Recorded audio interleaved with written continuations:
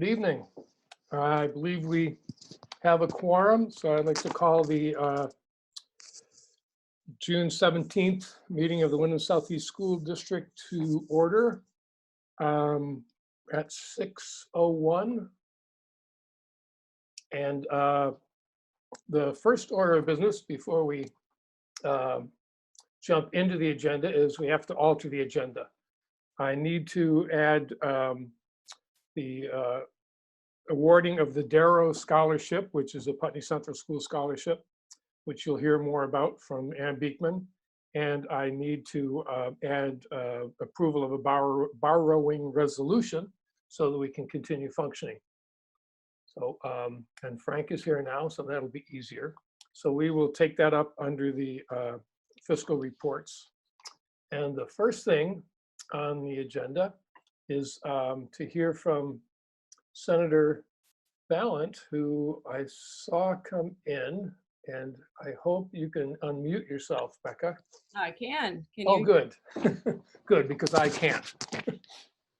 And welcome, and thanks for making time for us.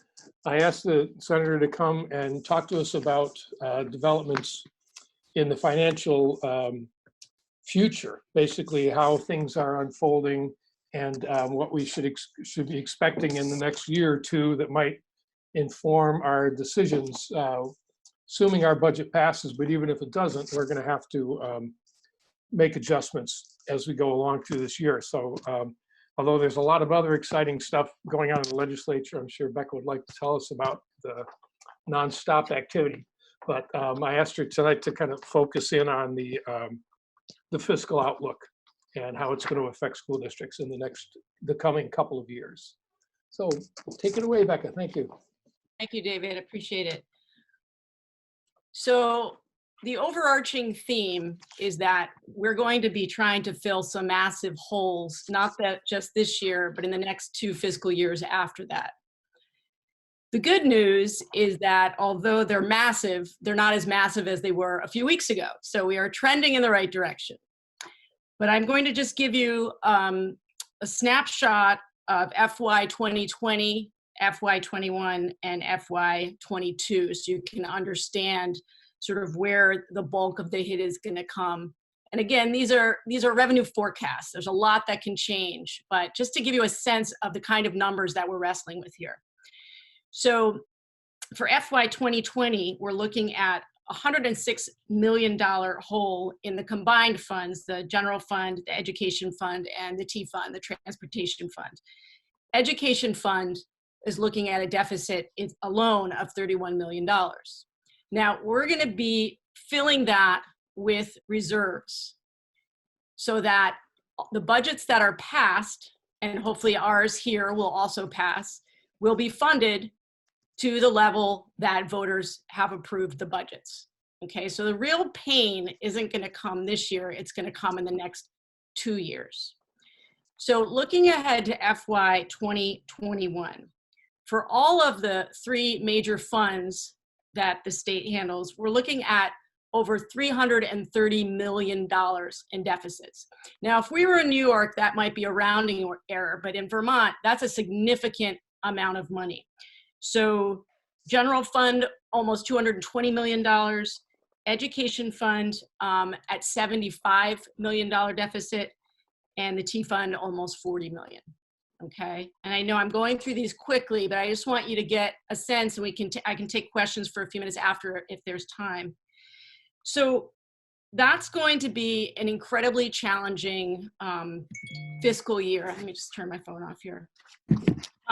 Things get a little bit better in 2022. We're only looking at about a $200 million deficit across the 3 funds, and the education fund is not as significant as $75 million, but we're still looking at best case scenario of $40 million hole in the education fund. Okay, these are sobering numbers. They have been, we've been joking with the Joint Fiscal Office that we don't want them to come into our committee anymore because they're just bringing bad news upon bad news. But I think you should be heartened that the both the Ways and Means Committee, the Finance Committee, and both chairs of appropriation have agreed that we are not going to do any kind of austerity budgeting this year. We will take the money from the reserves to fill the hole for this year. Now, looking ahead to 2021, the House passed what we call the yield bill, which is the property tax bill related to education funding. They passed it. We're going to be voting on it in all likelihood tomorrow in our committee, in the Finance Committee, and then it will go to the full floor.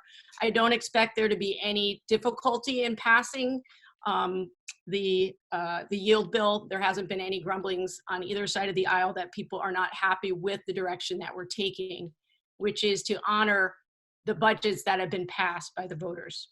So we have some options for how we're going to fill the deficits next year.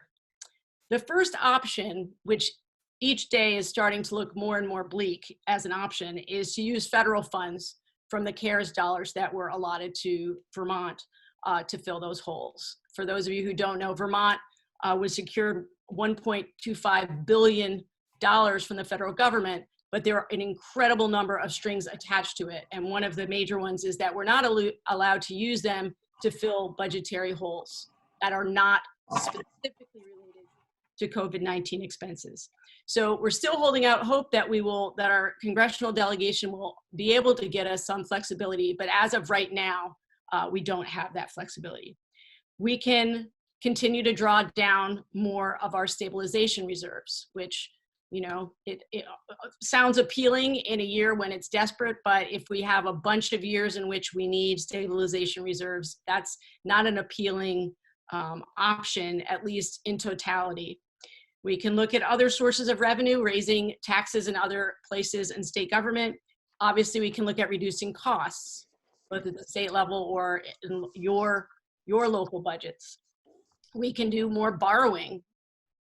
And the other one is to appropriate more funds from the general fund. In all likelihood, it's going to take a combination of several of those options to be able to come up with the kind of money that we're looking at, okay? I wanna go over, if I could, David, if we have time, I wanna talk a little bit about first quarter budgeting. We passed great, go ahead.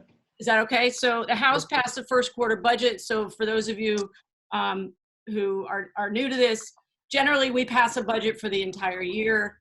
COVID-19 threw everything into disarray. We just passed a budget on second reading today. We'll do third reading tomorrow for just the first quarter of the year. And then we'll have to come back in August and try to do the rest, okay?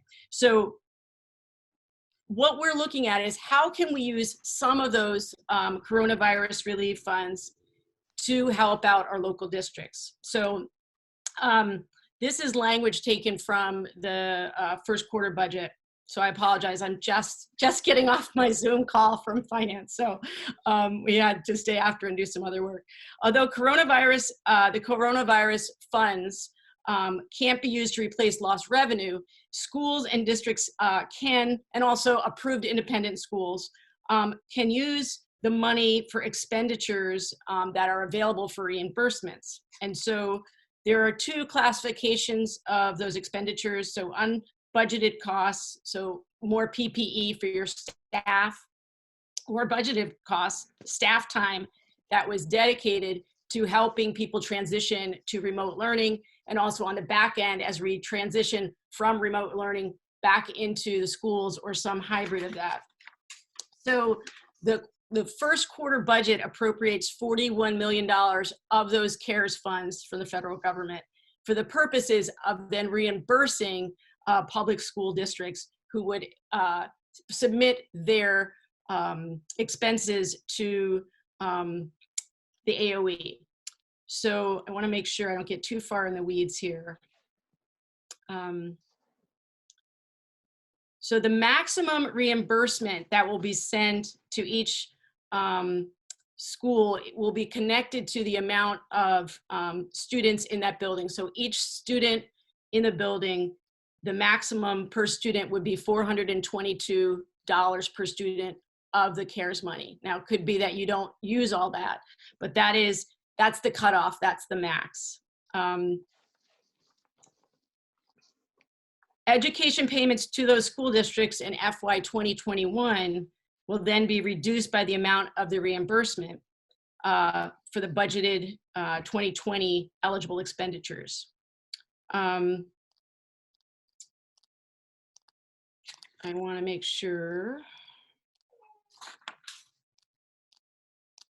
I think that's all I want to talk about right now from the first quarter budget. I want to look over my other notes and make sure I haven't forgotten anything. Oh, I just want to say that all of these numbers that we've been talking about and the CARES funds don't include the ESSER money. It's not factored in here. So there may be other funds available to you through ESSER, which is the Elementary and Secondary School Emergency Relief Fund. So revenues are looking better, but still looking pretty bleak. And I have to let my dog in because he's barking. I'll be right back. 1 second. Nothing like live TV. Okay. I've seen Becca a lot in the last few weeks because I monitor a lot of the committee meetings. So luckily she stays off screen. I think that's probably a good idea. I have to, or else I get such a headache. Some days I'm on Zoom for 11 hours. And so I sometimes just listen in. It's all I can handle. That's punishing. So I think I'll leave it there. I don't want to take up too much of your time. I just want to give you a snapshot. We're going to continue to be getting updates from the Joint Fiscal Office over the summer. And of course, we'll let you know if there's a lot of positive news that we get. I'll try to hold off on the negative news. But you can anticipate that there's going to have to be some changes in budgeting in the next 2 years. So just a clarification for what you said about this year. It looks like all of the you mentioned a few of them, but we've had extra expenses for food and transportation, and we're going to have more training expenses, a whole bunch of things that are coming along. And it sounds like the CARES money, the CRF, I guess it's called CFR or whatever, is going to support that pretty well. I think so. Yes. Yes. And I think so that's good news. Will be legitimate expenditures that can get reimbursement. There you are. Okay, I'm trying to find you, David. There you are. But as far as next year and the year after, when you talk about adjustments, obviously what kind of adjustments can you make? I mean, obviously there's going to be strong resistance to raising property taxes. There is in the legislature because you already decided not to do that this year. But if those holes are there and the feds don't come through, what are you going to be looking for? I guess the reason I'm asking you this is one of the meetings, in a couple of meetings, the director of the Superintendent's Association talked about we're going to have to start looking at the cost side of things. We're going to have to start looking at reducing costs. And I don't have to look around the screen very hard to see a whole bunch of eyes getting wide and people backing up, knowing that that's just not possible. And so it just seems like we're going to face an impossible situation, and I'm wondering if you have any suggestions for how we might behave this year in order to moderate some of the effects that we're fairly certain to have to deal with in the next year or two. Well, certainly, the advice that I'm giving to schools across the state who talk to all of us on the finance committee privately is that, if there are ways in which if you can save some money this year somewhere, I don't know how you can do it, but if you are able to do it in some way, you're going to need money down the road. Absolutely. Yeah. And, my kids go to school. For those who don't know, both my kids go to school here in this district. I used to teach at Guilford. I have an incredible love for public schools here, and I don't say that lightly at all. It is painful for me to think about any kind of reserving money for future deficits, but I think you need to have a very bleak and hard and honest conversation about what we're looking at in the next few years. So we haven't faced anything like this really since the Great Depression. Great. Do you have time for a couple of questions? I can try. Great. The first one is Frank. Go ahead.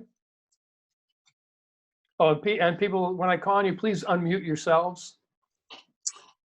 Hi, Becca. Thank you for your comments. It's not so much a question, just because I know we don't want to get into the weeds, finance and so on. just maybe a plea.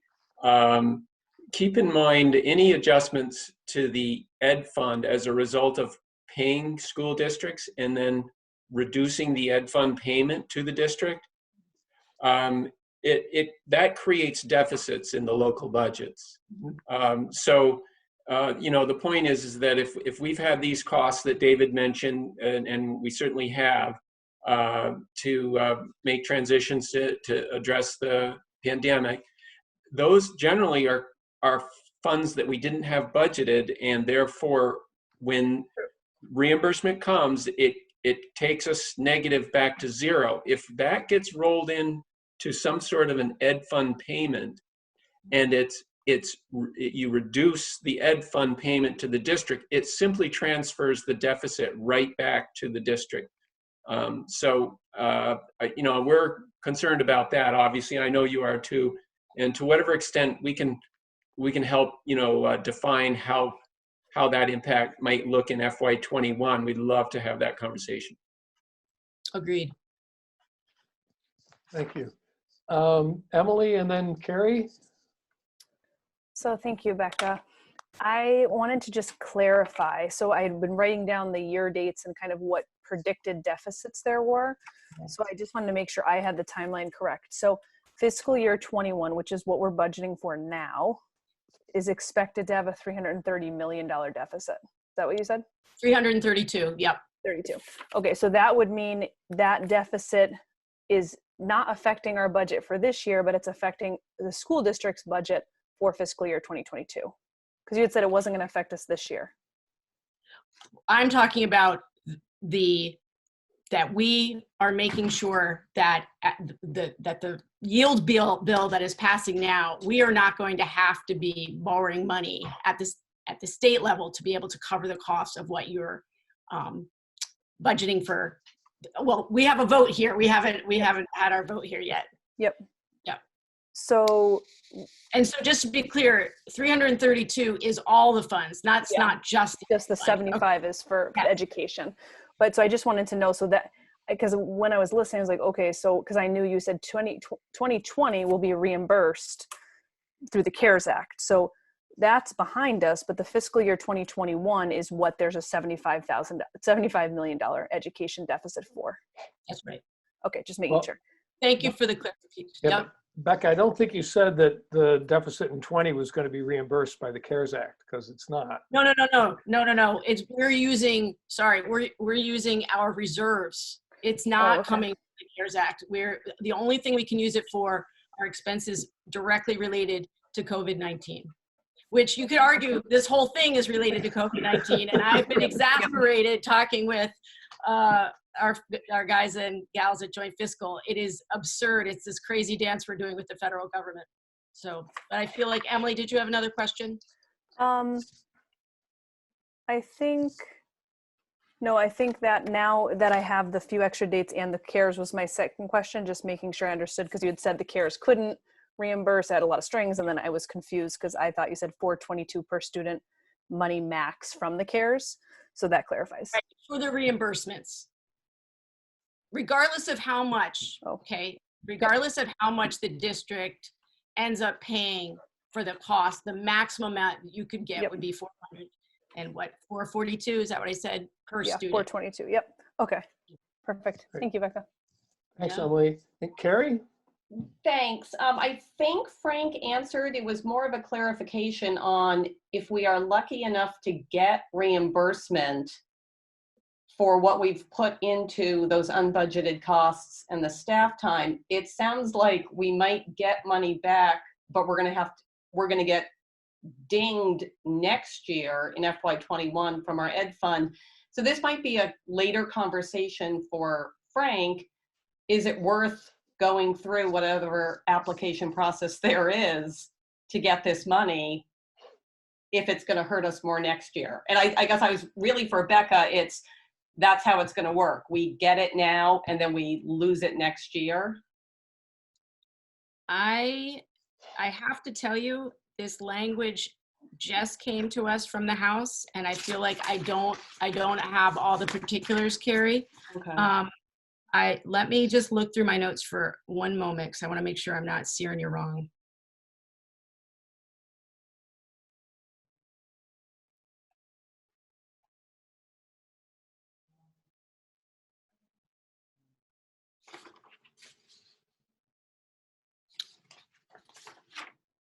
I feel like there's a part of this, Carrie, that I'm missing.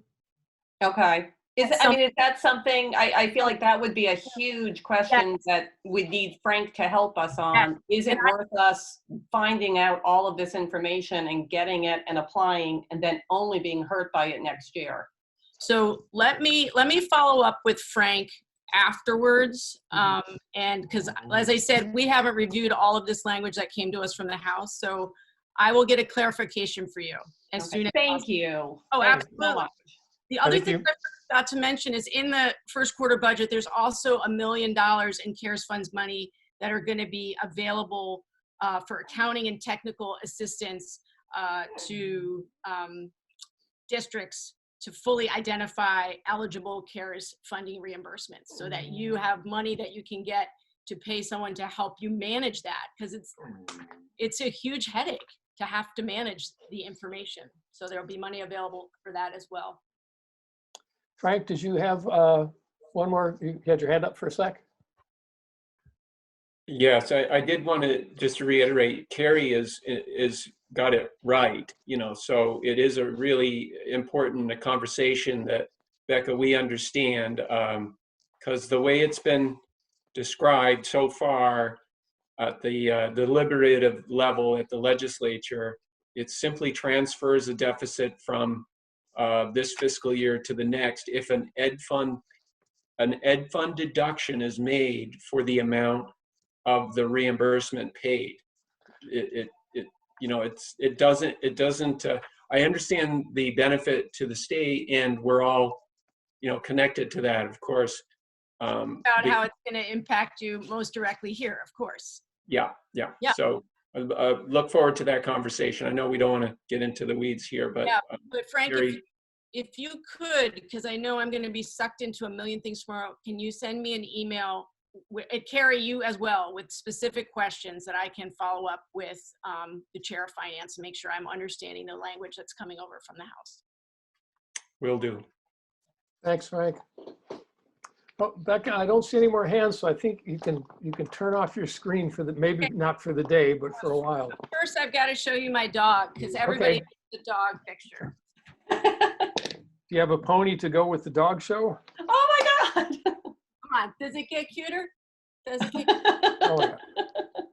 Well, thanks for that. That brightens all of our days. What's 105 million compared to something like that? Exactly, right? So Is that a doodle? He's a doodle.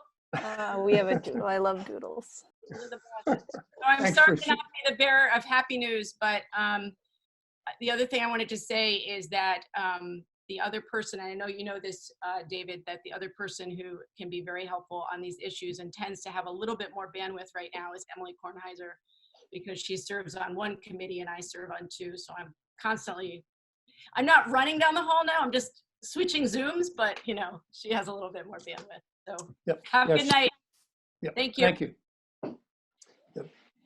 Emily wasn't available to join us tonight, but she's also on what they call the money committees. So let's see. The next thing is the presentation on the student leadership teams. And I'm going to introduce Diana Wally, who is the WSESD Developmental Assets Coordinator, and she will introduce her team, I hope, and I think I've let them all in, so I think they're all here, and they're going to tell us about. Well, I'll let them tell you what they're going to tell us about. Oh. Diana, go ahead. Thank you so much for your invite, David. And I'm just looking to see, when I see the whole view, to see our team here so I can introduce them to you. Cassandra Holloway and Jack Clark from Building a Positive Community. Stephanie Pike, a BAMS faculty member who is the advisor to the leadership team at BAMS. Crystal Long. Is Crystal Long on, Yes, David? she came in. Oh, Yeah. lovely. Okay. Crystal Long, BUHS graduate and UVM senior. And Tom Yawn, Windham Regional Collegiate High School. So that's our presentation team. And our focus is on strong social supports in our schools during this pandemic crisis. We are so glad for this opportunity to share with you a proposal and a little history about our social competency development curriculum.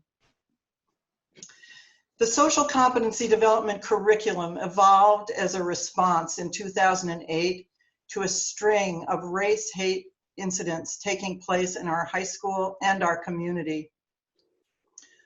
Over a span of 12 years, we have learned that positive youth development is more effective than focusing on risk behavior. As we developed the curriculum, we deeply appreciated the support of the Vermont Community Foundation and the McClure Foundation. The focus is on expanding the cluster of developmental assets called the social competencies. And Cassandra, if you could just move the slide. Thank you. Here's our life skills solar system and a description of each of our solar competencies. They are the backbone of our curriculum. We know that with a welcoming school climate, all students can be successful. We also know that the expansion of social competencies is critically important for the long-term success of all students in college, work, and community life. And here's where I'll turn it over to Tom Yawn.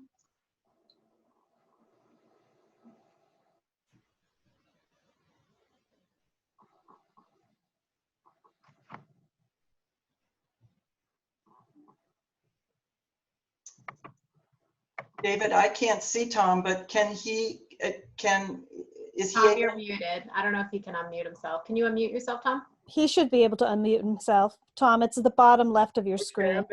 I'm back. Sorry. Okay. So, David was in charge of muting and unmuting. Sorry. oh no, that's fine. Yeah. So- My name's Tom Yawn. I'm the director of the Windham Regional Collegiate High School and been working in conjunction with these kinds of initiatives that Diana has been doing for over a decade. The Windham Regional Collegiate High School was founded by a small group of people about 10 years ago. Frank Rucker was a member of our founding fathers. So I'm glad he's here tonight to hear this. Our mission was really back then and remains to reach out to some of the students in our district, both the high school and the career center, that may not see college as is possible for them for a wide variety of reasons, ranging from economics just to they don't understand the benefits. So this program is designed to happen in the school every day as part of their regular curriculum, which means that everybody can attend, which is one of the barriers to a lot of people. And we have about 45 courses with 10 college partners. We average about 350 students a year taking dual credit courses. And since Becca was talking about finances, I will say that I did a little quick math while she was talking. If all those courses for the last 10 years were added up to a very conservative college per course fee, we would save this community over $3 million over the last 10 years. So I didn't mean to toss that in, but just a fact. I will kind of give you a little campus tour of how the program works in my larger part of the program. So thank you for inviting me, and I look forward to the evening. Bye-bye. So now I wanted Crystal Long to give us a sense of how the curriculum has been meaningful to you, especially as you transition from BUHS to UVM. Hi, everyone. Can everyone hear me? Yes. Yeah. You can hear me? Okay, perfect. Sorry, my mom is like mowing the lawn right now and stuff. So if you hear a ruckus in the back, that's what's going on. We can't see you, Crystal. I don't know if you want to. I don't know if you want your video on or not, but we can't. Oh, goodness. Oh. Let's see. Hey. Thank you. Hi, everyone. So, thank you, Diana, for the introduction, and thank you guys for having me on here. As she said, I'm a UVM senior, pre-medical student, and I sort of matriculated through the social competency development curriculum and touch base on kind of all aspects of it. So in elementary school and in middle school, I was a member on my leadership teams in those two places. And then in high school, I attended the Dimension of Social Change course. So I was able to organize, implement, lead all of those workshops for those elementary school students. And that was a really unique opportunity because these younger students were looking at older students for all of those, really important aspects of the social competency development curriculum. And, we touched base on a lot of really important topics such as diversity and inclusion, for instance. So, going through my entire journey, that includes the middle school leadership training retreat, which is held during the summer. So I was an attendee for those retreats, and also I was a student intern. And, a lot of those skills that I gained over the years as part of the social competency development curriculum, I was able to implement even in college. When I got to UVM, things like teaching assistantships and peer mentorship positions, I was more comfortable in those leadership positions. So I was able to do that better because of the background that I had. And another thing with my university is that my college specifically, as a subset of the entire university, my college was in the process of hiring a faculty member that was to be dedicated to the recruitment and retention of students of color inside the entire college. And they called upon me because of my background in diversity, inclusivity work, and as well as my leadership skills.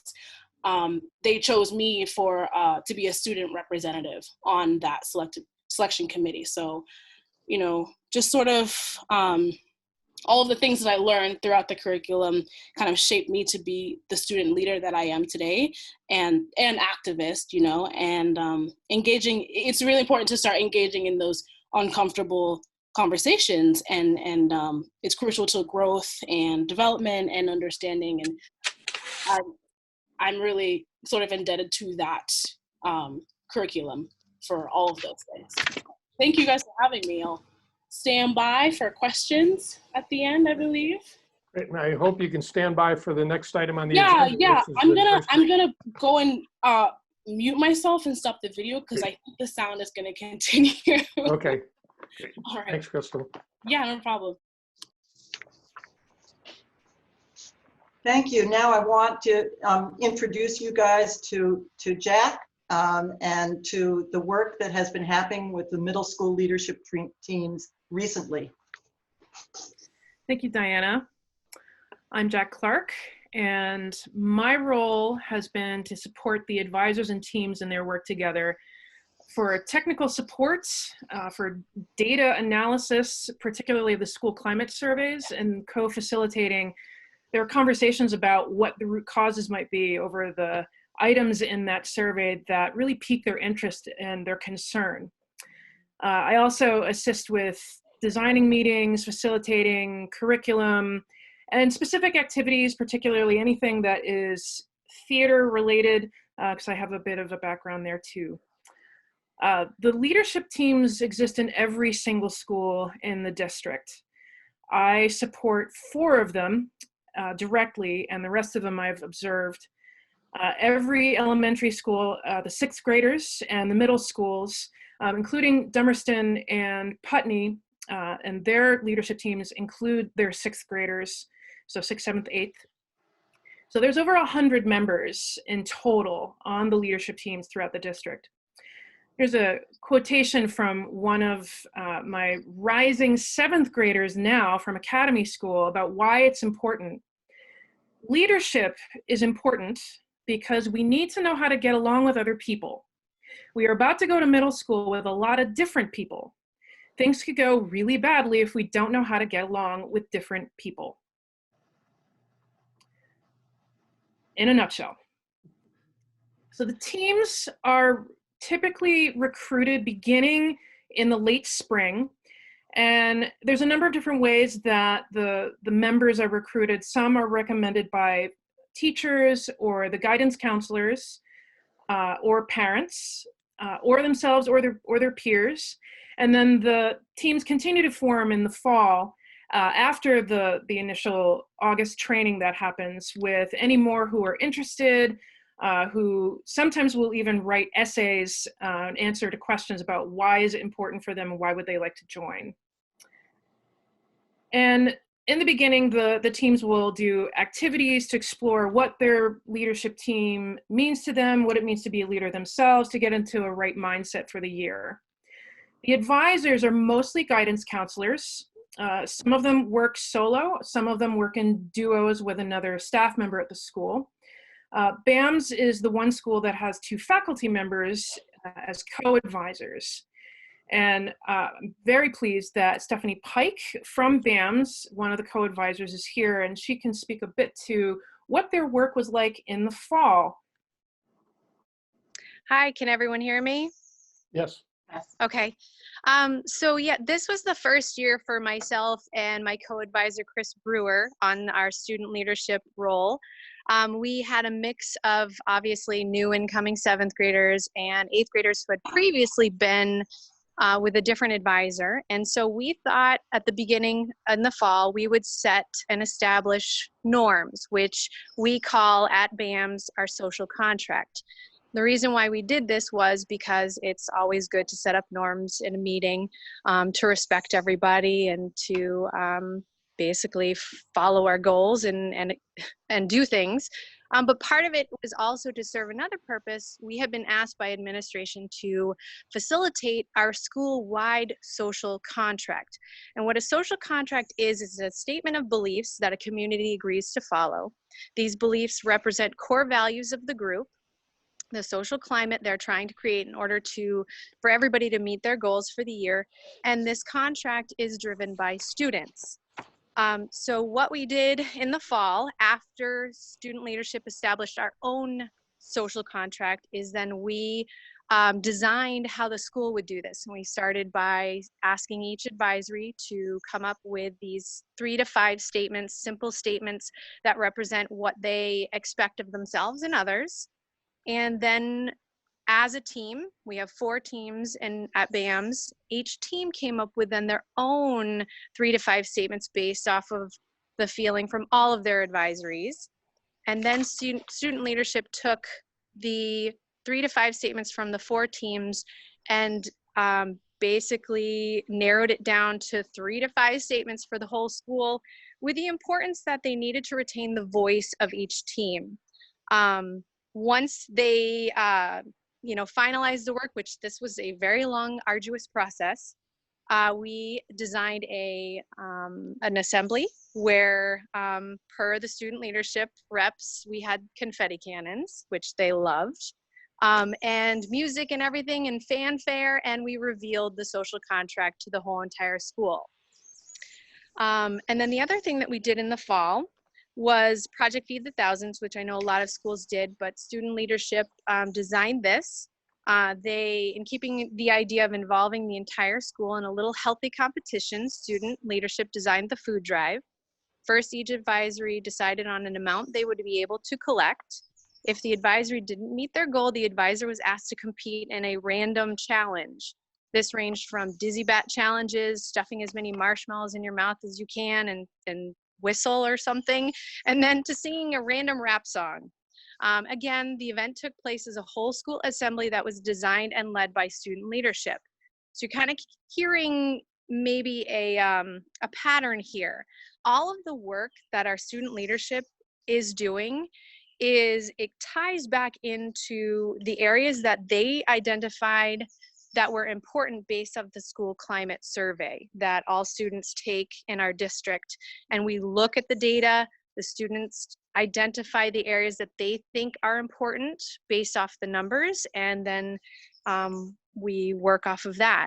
I'm always impressed by our group of dedicated leaders, and even when we switched to online learning, they rose to the challenge and really impressed me. So yes, thank you. Will you talk about the Penny Wars fundraiser a little bit? Sure.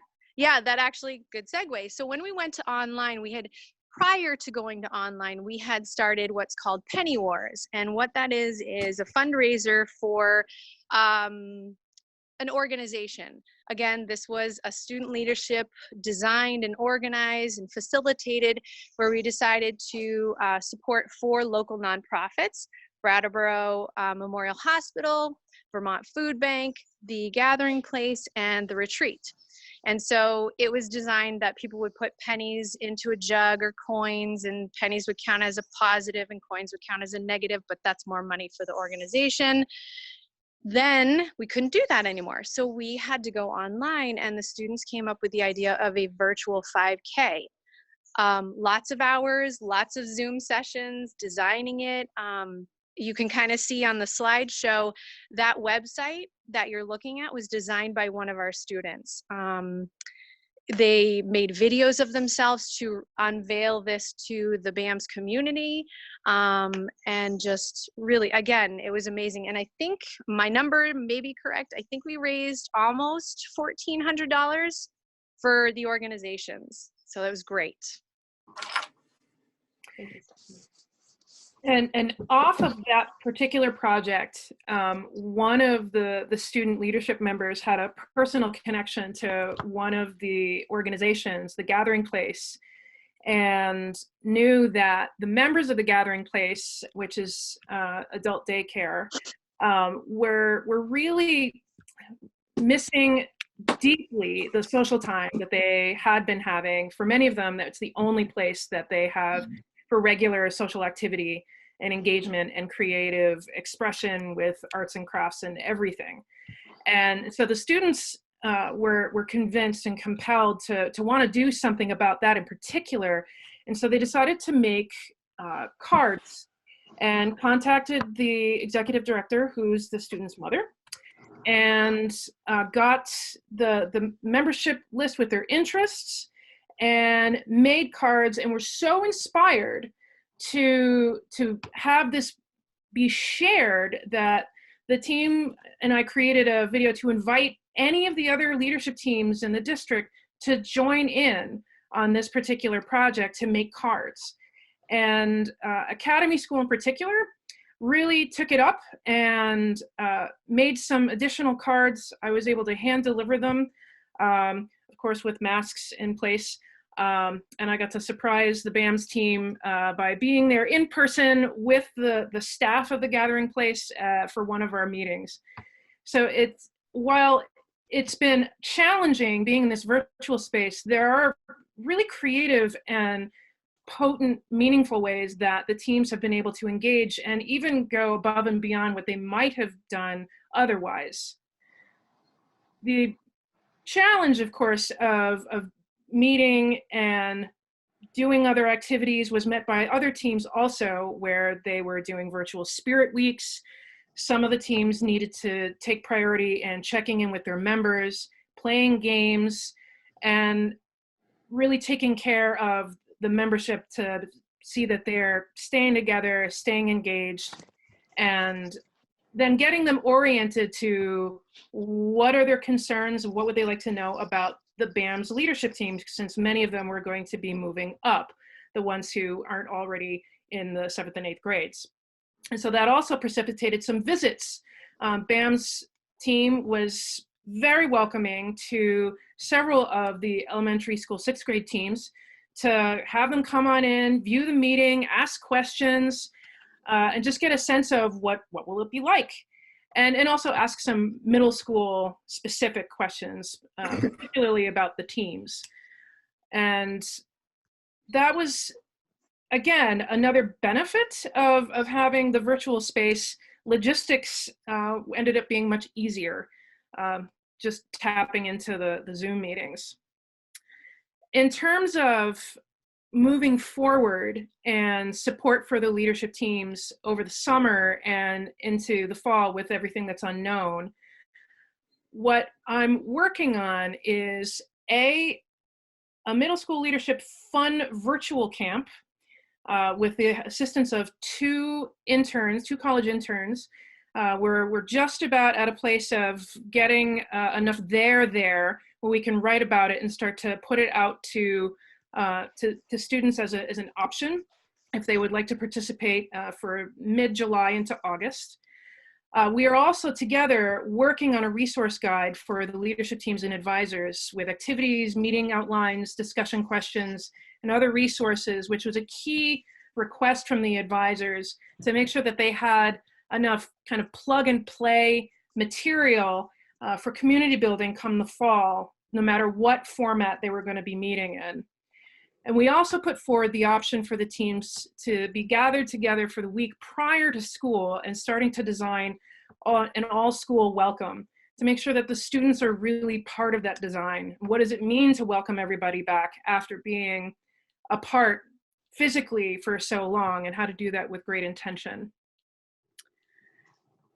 And with that, I am going to turn over the baton to Cassandra.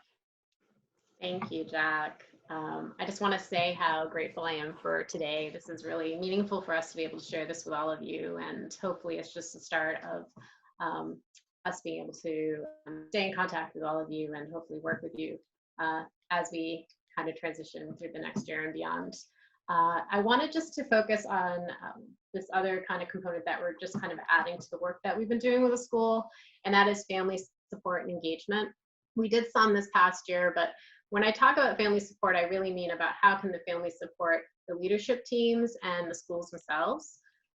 One of the things that we have been talking about is how do we actually get families to come to the schools. We have seen pretty much almost full participation of parents when we've had the parent dinners during the summer middle school leadership trainings, unless there was obviously logistical reasons, certainly not due to any disinterest from the parents of attending. And we really wanted to figure out how do we keep those parents and caregivers engaged through the whole school year.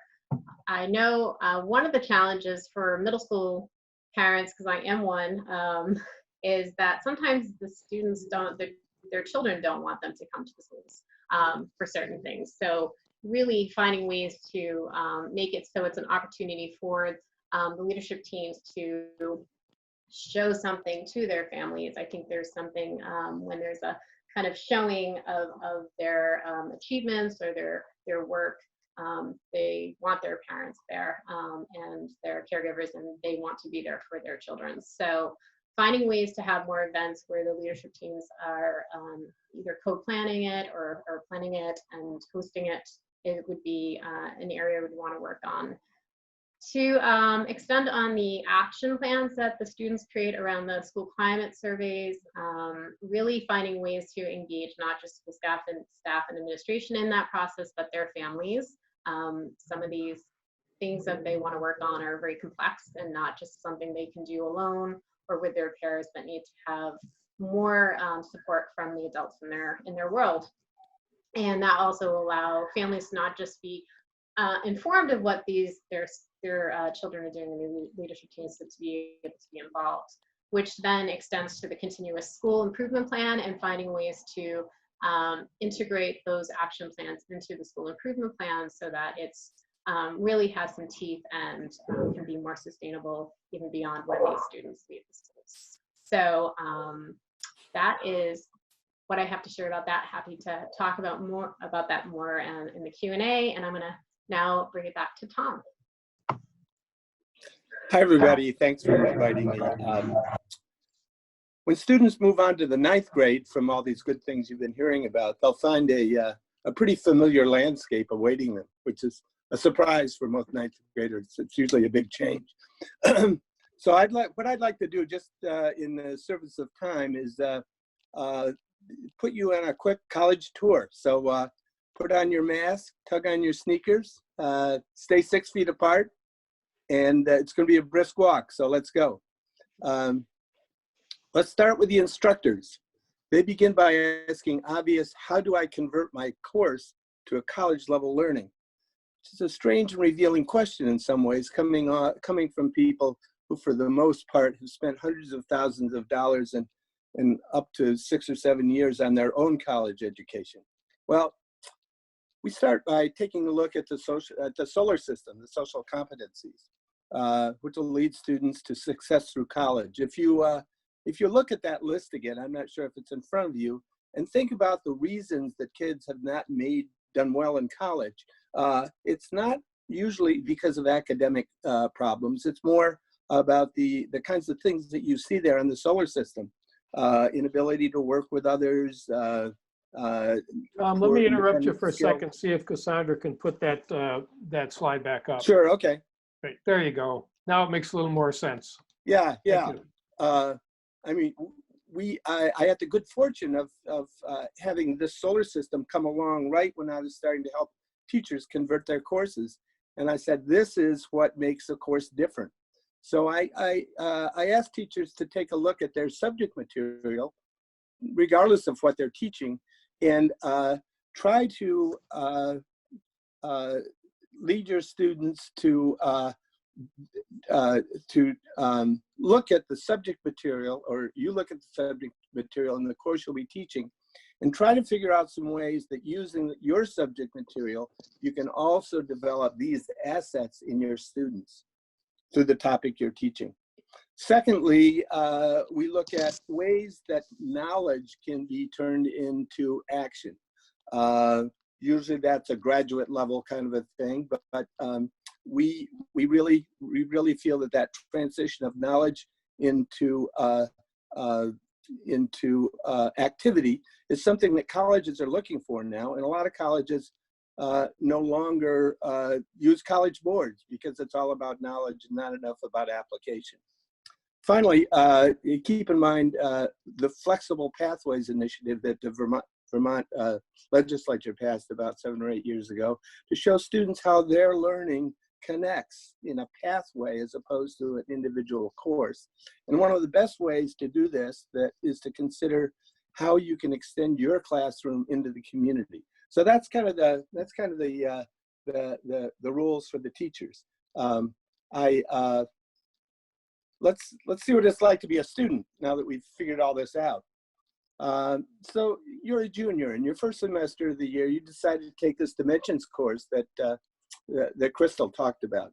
In the first half of this course, you took a look at some of the issues of your own culture and your own social identity, and then build on that personal exploration to take a look at how these attributes create social behaviors in general to connect with issues that lead to social justice and equity and things like that. So with that preparation, we do what Crystal mentioned. We turn the students loose to develop on their own and lead on their own workshops with all of the elementary schools and middle schools in the district. In the second half of your junior year, you might have an interest in science. So you take a course called Human Body Systems.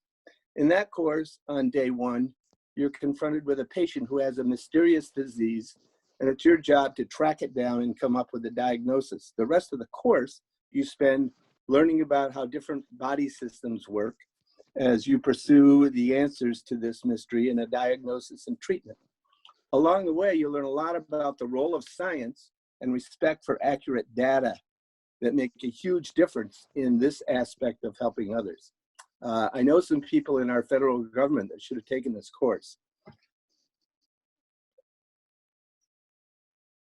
In your senior year, you deepen some of the skills that you learned in Dimensions through the Mentoring and Leadership course, in which you take a look at learning styles, group work, managing difficult conversation, which Crystal mentioned, and honing your mentoring skills through role playing.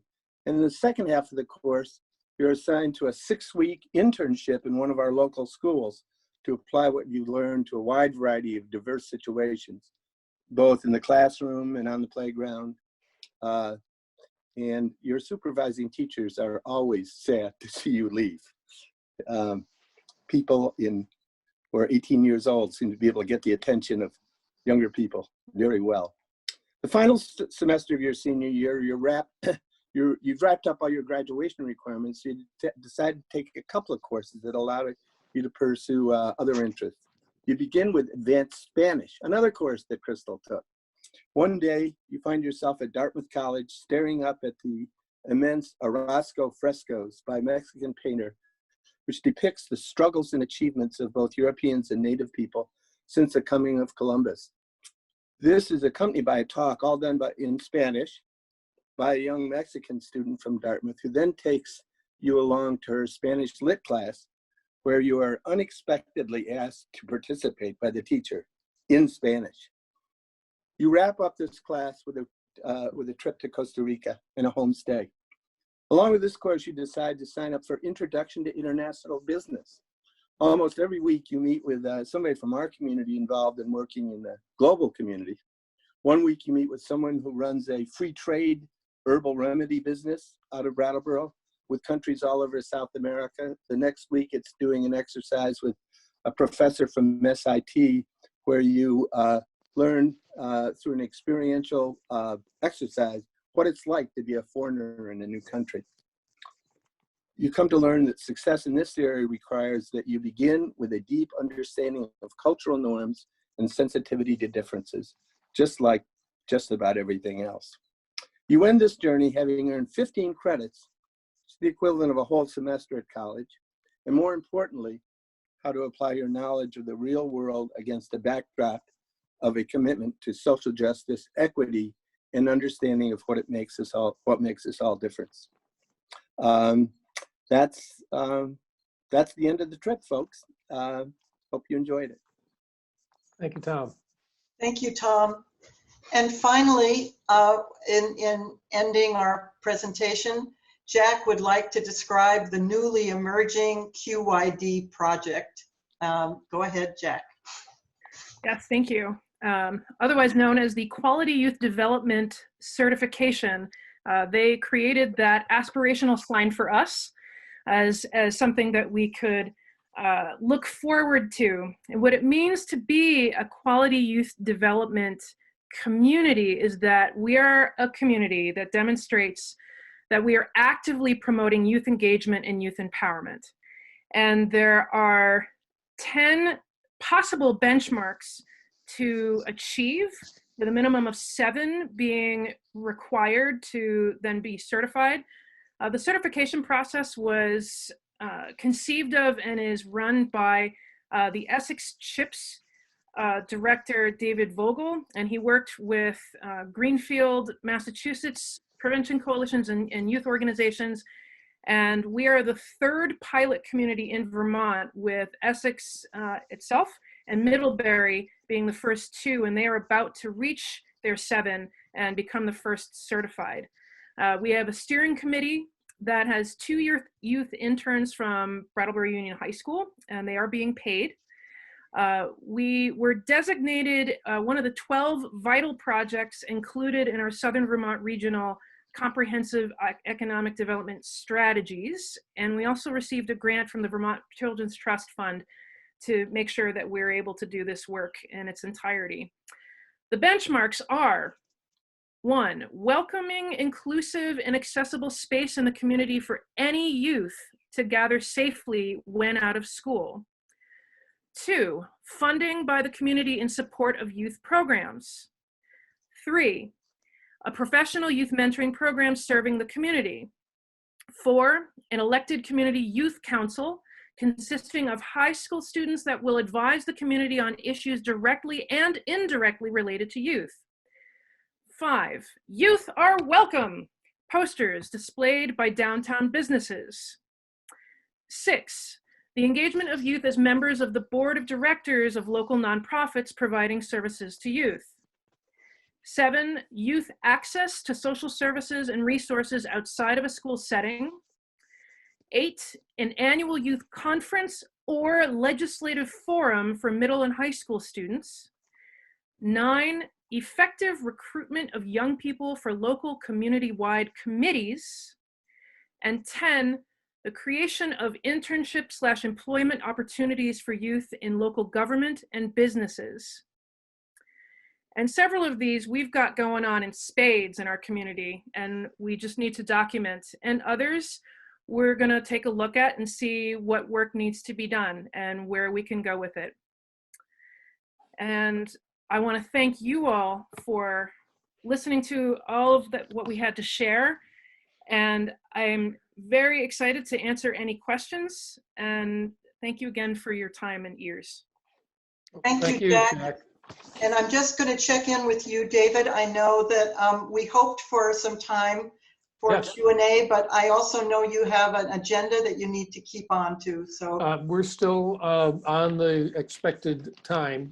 You're within your frame. I don't know if everybody else will be for the rest of the night, but you're fine. And yeah, I just wanted to remind people to unmute. If you raise your little, at the bottom, if you go to the bottom of your screen, if you're not familiar with Zoom, and you'll see that there's a, where is it?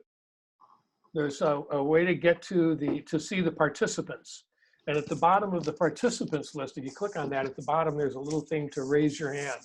So if you would like to ask a question, the easiest way to organize that is for you to click on that, and I will see the blue hand, and then I will call on you, and you can ask your question. So thank you. And Crystal is back with us, as you can see as well. So great. Please let us know if you have any questions. Yeah, and if any of you have any additional comments or anything you want to add before that. Well, I know that Michaela's coming on next after us, and I just wanted to say that that is, you know, equity and diversity is definitely an area that we are committed to as well. Have been, but we are definitely more so. I personally just joined the Community Equity Committee, and I know that Jack is in the process of joining Michaela's committee. So it's always been part of the trainings that we've done every year with our middle school leadership teams, and definitely a topic that our students are really invested in. So we want to make sure that we are, you know, again, fostering and bolstering the work that Michaela's doing. Great, thank you. I think I have my hand up. My screen is frozen. Oh no. Well, Michaela, I see you have your hand up, and also yeah, can you hear me? After that, yeah, we can hear you. My screen is frozen. I just want to say, like, I'm really struck. I mean, I think that today has been a really, and this week, I feel like so many teachers have really been really invested in the conversation, specifically around issues of race, and really delving deep into that.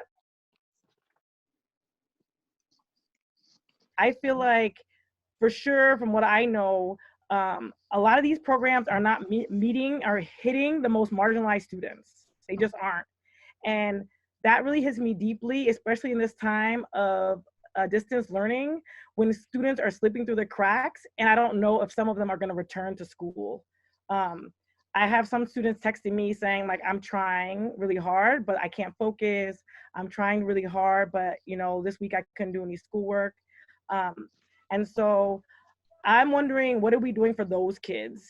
And how are we keep creating programs that really fosters their leadership abilities, because they have it. They're out here organizing protests on the streets. They're the ones out here, they're doing things.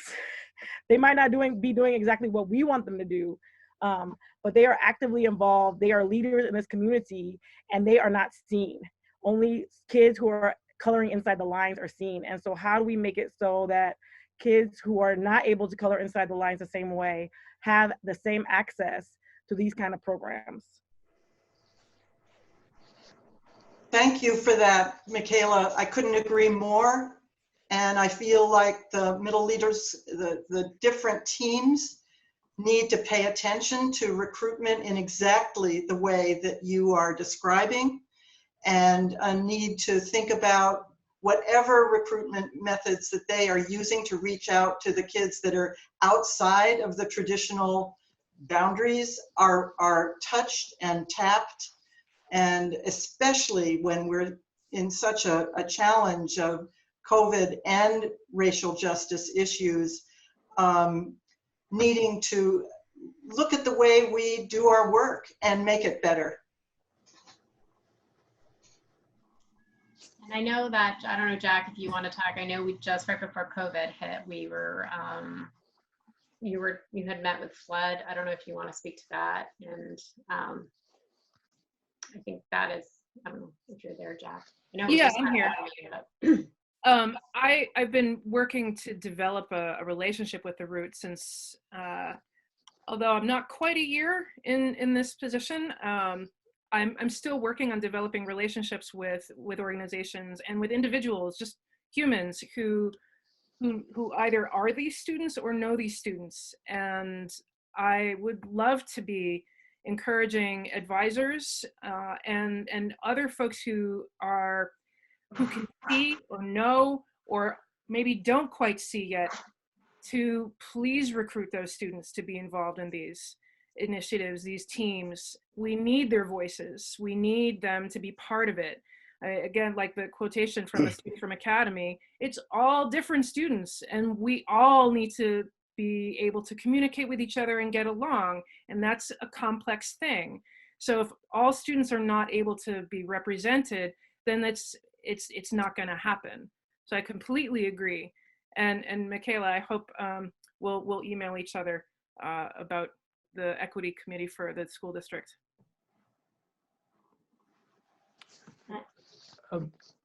Other comments from Tom? You wanted to respond to that? I just had, I was sitting in on a Senate or a House Education Committee meeting the other day where they were talking about competency-based education in the time of COVID. And one teacher reported that along the lines of what Michaela is saying, she was staying up all night developing a precise curriculum with, hitting all the right notes. And some of her students were just ignoring it. And she shifted gears about halfway through and started asking students what was going on in their lives. And as she heard those stories, she was able to connect them with educational kinds of things and reflective kind of things that she noticed were meeting the high school graduation requirements. It just wasn't through her subject. And what I took from that, and the school Board of Ed people were there and they were cheering for it. What I took from that is you gotta start with the students where they are. And that in this time, especially where we don't have the possibility of grabbing somebody by the shirt tail as they walk by our classroom, it's more important than ever before for us as teachers and helpers to really start where they're coming from, because that's where you get their attention and that's where you can include them. I think that's a really important point, Tom, particularly as we go back to whatever the new school is going to be like, to not try to make it what it was before, Exactly. but to start by focusing on, and I think we're going to have to because of the learning loss over time, but to start with where the kids are and what's really on their minds. I think there's pretty broad awareness of that across the district, and that's kind of exciting to think that. We used to have a saying in the collegiate high school that went, we make you study what you love. Oh, how unkind. No. Keith, yep. Any other comments from the panel or responses? Okay, Keith Lyman and then Liz Adams. I just wanted to say that I've witnessed the work of the BAM's leadership team and the work that Diana and Cassandra and Jack. Jack's been a wonderful addition, and then my advisors, Stephanie and Chris Brewer, and the kids. I haven't seen engagement with the kids as much as the engagement is as high as I think I've ever seen it at BAM's. And so it's really developing into a great program, and the kids are doing incredible work running assemblies and things that get a lot of laughs and raise money for good causes. And so kudos to everybody who's working with the students there. That's all I wanted to say. Thank you, Keith. Thank you. Liz? Yeah, I had a question. You mentioned parental support and parents being involved. What about kids who don't have that support? Mm-hmm. Are they welcomed into this program? Are they encouraged to be in this program? Oh yeah, absolutely. Usually, I mean, we just invite family members to come. It's not always parents. Sometimes it's just, you know, an adult who comes to support in some kind of a caregiving kind of way. But it's not I mean, we have to have parents give permission. So we have to have permission for the kids to do the 2-day program. So that can be, you know, I don't know if that, Diana, maybe you can speak to that, if that's prevented a kid who wanted to come. I'm sure that's happened, but we definitely try to support families. We reach out to them. But usually if there's a child who doesn't have a parent who comes, we make sure that they are connected to, that there's an adult there. So they're not sitting eating dinner by themselves, if there's some adult, and usually an intern that kind of sits with them during that time. So, so they're not left alone, I guess.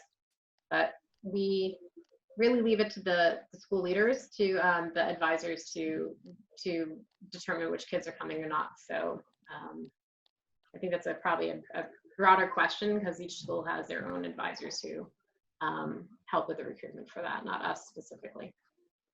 We've had grandparents come with kids. We've had older siblings come with kids. And as Cassandra just said, we make sure that there's always an adult that can be with a child, with a student.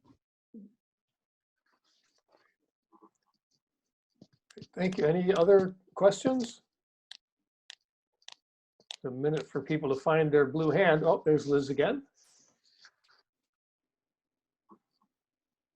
Can you unmute yourself, Liz? Yeah, I just clicked to put the hand down and then it raised it again. That's because I clicked to put it down too. Oh, okay. No, I'm good, thanks. Okay.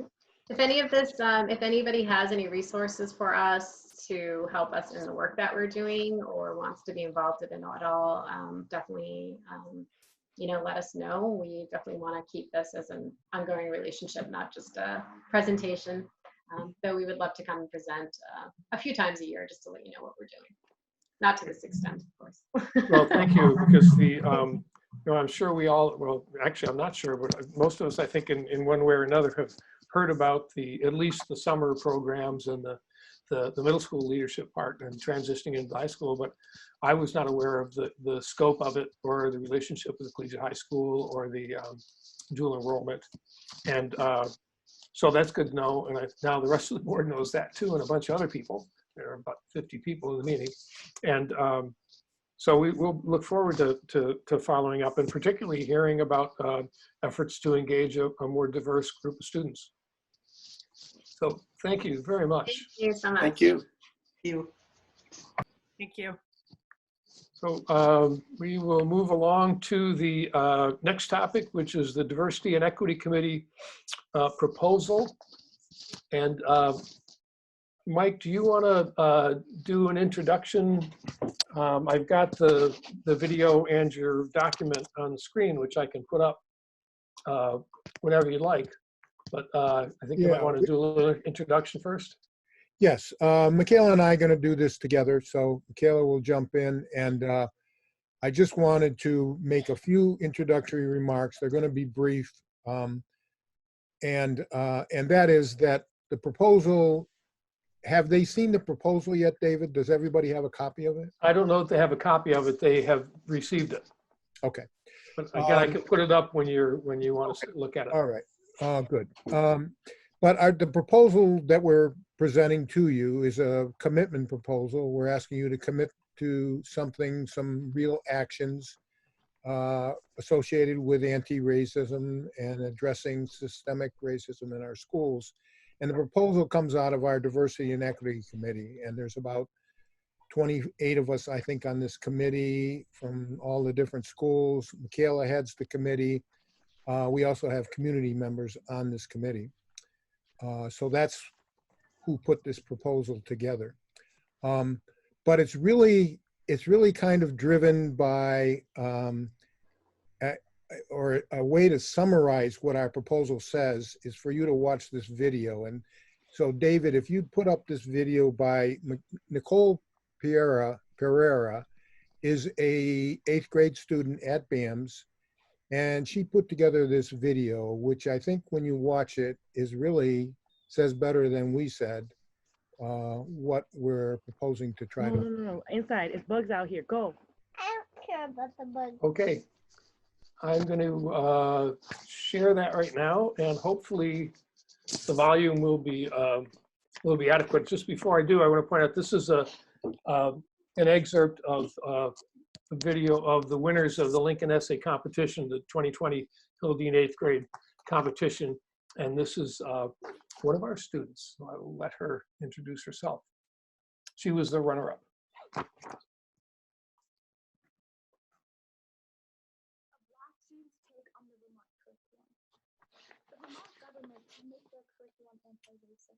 We don't have volume, David.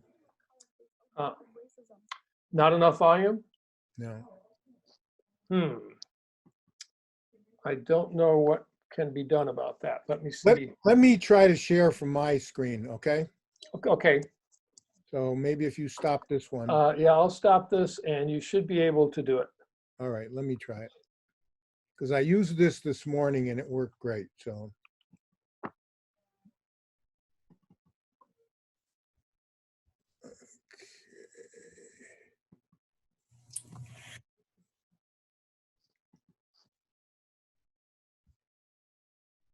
A Black student's take on the Vermont curriculum.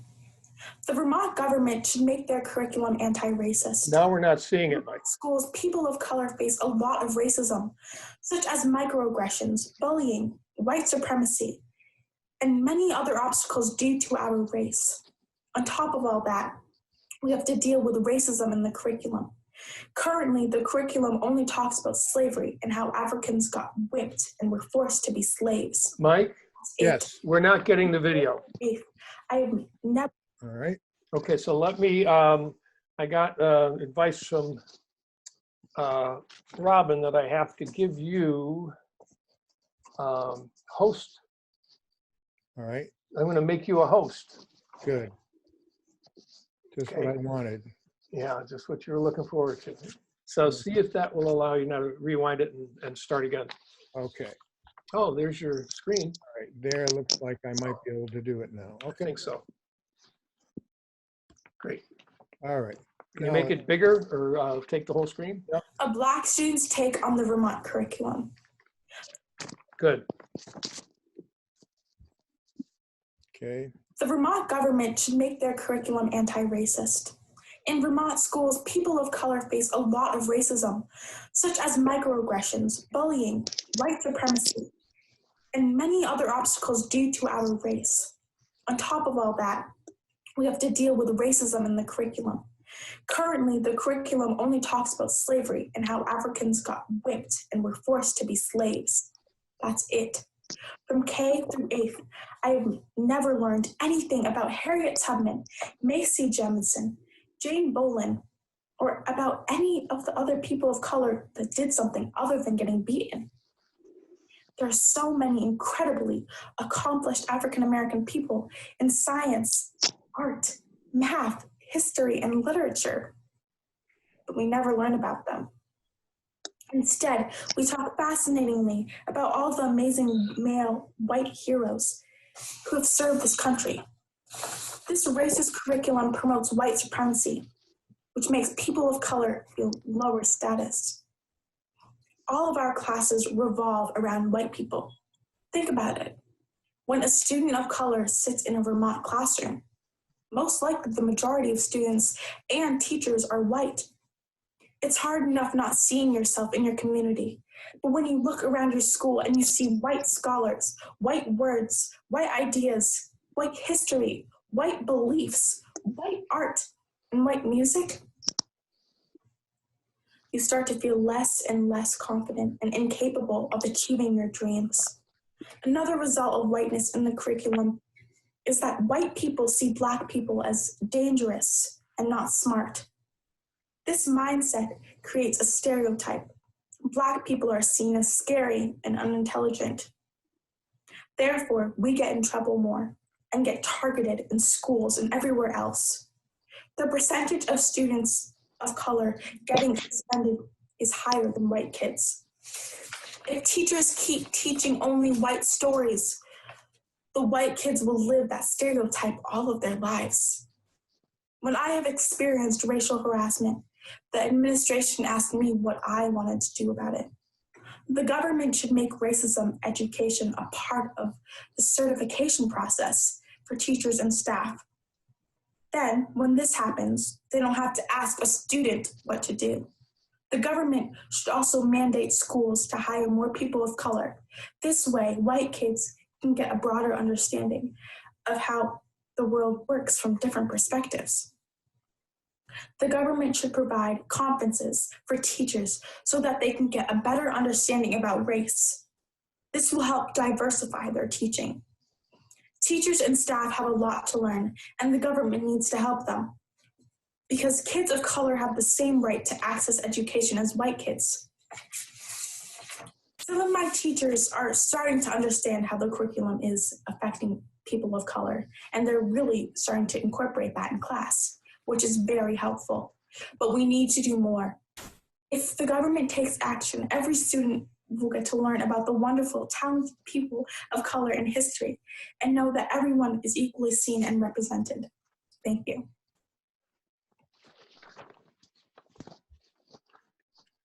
Okay. Mike, could you host back to me, please? Incarceration rates in Vermont. Pardon me? For a long time, Vermont has prided itself as being progressive and showing leadership on issues like slavery, racism, and gay rights. Despite our belief, though, in some areas, we're not living up to our image and are actually quite behind. Although Vermont has one of the lowest total incarceration rates of any state, it actually is one of the highest African American. You go over to the participants, Mike, and click on yourself and unhost yourself, please. As of 2014, that's our other finalist for the award. That was another BAM student who was awarded. As many families have it's the next thing on the film. Yeah. Are twice as likely to be Yeah, arrested. and I don't know how to, over I'm trying to as figure out how to weapons. stop it. It is clear that the justice system is racist. This should not be the way that things are, and as it does not. Mike, can you stop sharing your screen? That would be a good start. The administration should fix this and make justice system functional. Governmental action is appropriate because take it is on the the law Vermont enforcement and judicial system that are at The fault. Vermont government These should operate make their under the curriculum Vermont anti-racist. I state did government stop and the sharing it, Vermont but state, it's obviously under their. Mike, if you mute yourself, then you can solve it on your end. These are the things to I improve can the what? situation. Mute yourself. If you mute yourself, then you'll be able to solve it on your end. Yeah.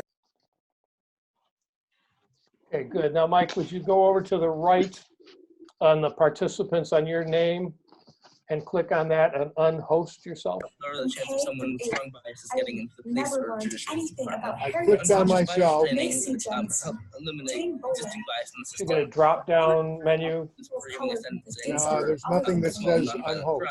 I think you have to do that, David. I'm not able to. Science. Just learn this from the verifies. Sorry, Molly, you're breaking I'll up. tell you what I'm going to do. I'm going to sign off, Okay. and I'll come back in. And hopefully we'll be here when you get back.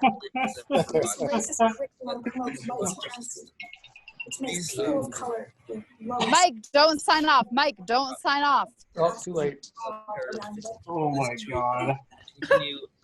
There he is. Okay, I'm going to leave, right? No, no, no. Actually, If you click leave, on- you end the meeting. Yeah, so click on David's name. Yeah, Mike, go up to David's picture and to the top right corner of his picture, there are 3 dots. Click on those. On David, On okay. David's, and then say make host. Thank you, Julianne, for teaching that to me. Okay, all right, I did that. Okay, and then Go. you yourself. Okay. So now, good, I can admit someone who's still in the waiting room. And, All right, I am going to sign no, off. stay right there, Mike, and let me see if I can mute you from here. 2017 Therefore, we get in trouble more and get targeted in schools and everywhere else. Okay, I've got Mike muted, and if he can figure out how to get that, close that video, close that window. Yeah, That's you're, quite the you're muted, Zoom Mike, so snafu. we can't hear you. No, it's Michaela.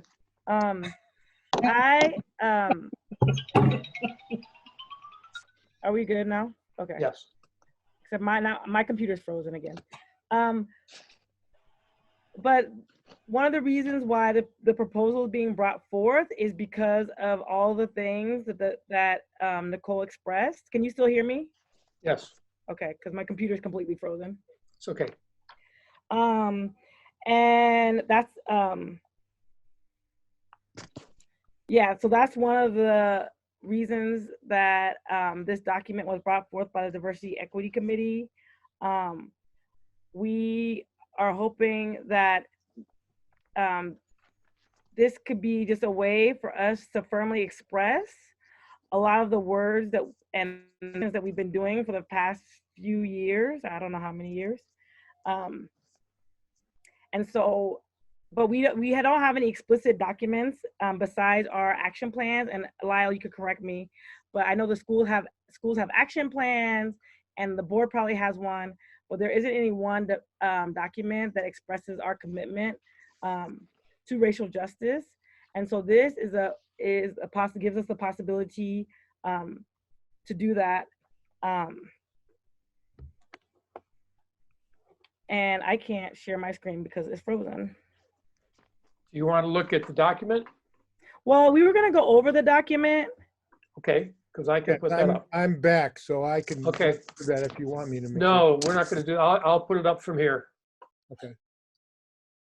So it should be on your screen. Okay. Okay, go ahead. So there's 8 steps to what we're proposing, or we're looking for the school board to commit to. The first step really talks about what each school would do. Each school would look at its curriculum, its books, materials, staffing complement, hiring practices, policies and procedures, building atmosphere, and community engagement in terms of as that relates to social justice and anti-racism issues. And so that's really what that first step is about at an individual school level. The second step is having social justice awareness and racist training for all staff members throughout our district. The third step involves giving teachers the space and the time to actually work on this and to actually address the racism and anti-racism issues in their curriculum. The fourth step is really addressing staffing as a whole, that the school board, the district office, and the staff of each school, and when I say staff, I mean administration, faculty, support, guidance counselors, that we would make a concerted effort to bring in people of color, as Nicole talked about in the video. And by that, I mean by concerted, we're talking about, in the past we said, well, we don't get applicants, so it's not our fault, we can't hire people of color. And we are suggesting that we need a stronger commitment, that a commitment says that we're going to get applicants, and we're going to go out, we're going to recruit applicants, and we're going to do what we have to get qualified applicants. Part of that also means taking a look at our environments themselves in our schools and determining what things might we need to change about our environment that would make it more welcoming to people of color as teachers or guidance counselors in our schools or administrators. The fifth step talks about the businesses we use as a school system. Who are our vendors and where do we get stuff from? And insisting that we only use vendors and organizations outside of the school system that actually are in line with our values and what we're saying here in this document. The sixth step talks about evaluating our remote education strategies and what happened, and looking at it from a perspective of how did this really affect students, particularly students, marginalized students, kids of color, and other marginalized students who really didn't do well in this environment, and to try to figure out why that was so and to try to address those things.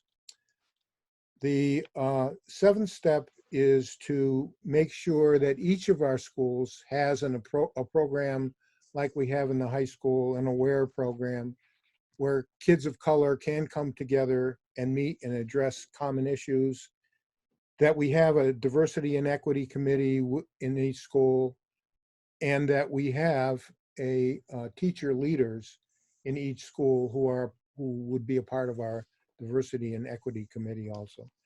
And the final step, the 8th step, is that we would make a commitment to evaluate those 7 steps, how we're doing, at least annually, and then take whatever corrective action we need to be back on track. So that's what we're asking the school board to commit to.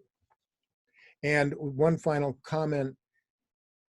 Some people might say, well, you know, we got COVID to deal with. We can't, this is a great thing, but we don't have time, or it's going to be hard to address.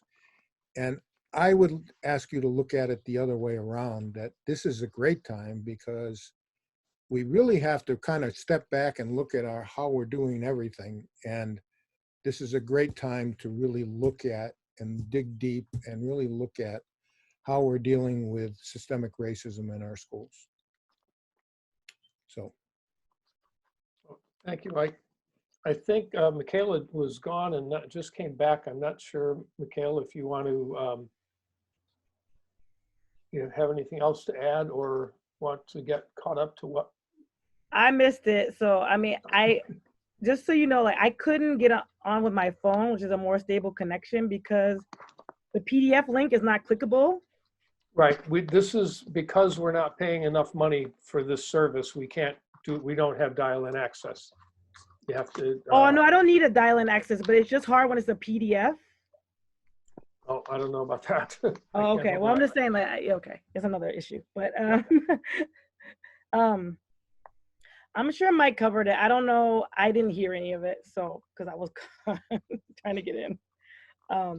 This is not. I've been in Zoom all day. I think my computer is revolting. Well, Michaela, I just covered each of the 8 bullet points. Oh, okay, then that's good. We're good. And I just summarized them. So that's what I just finished.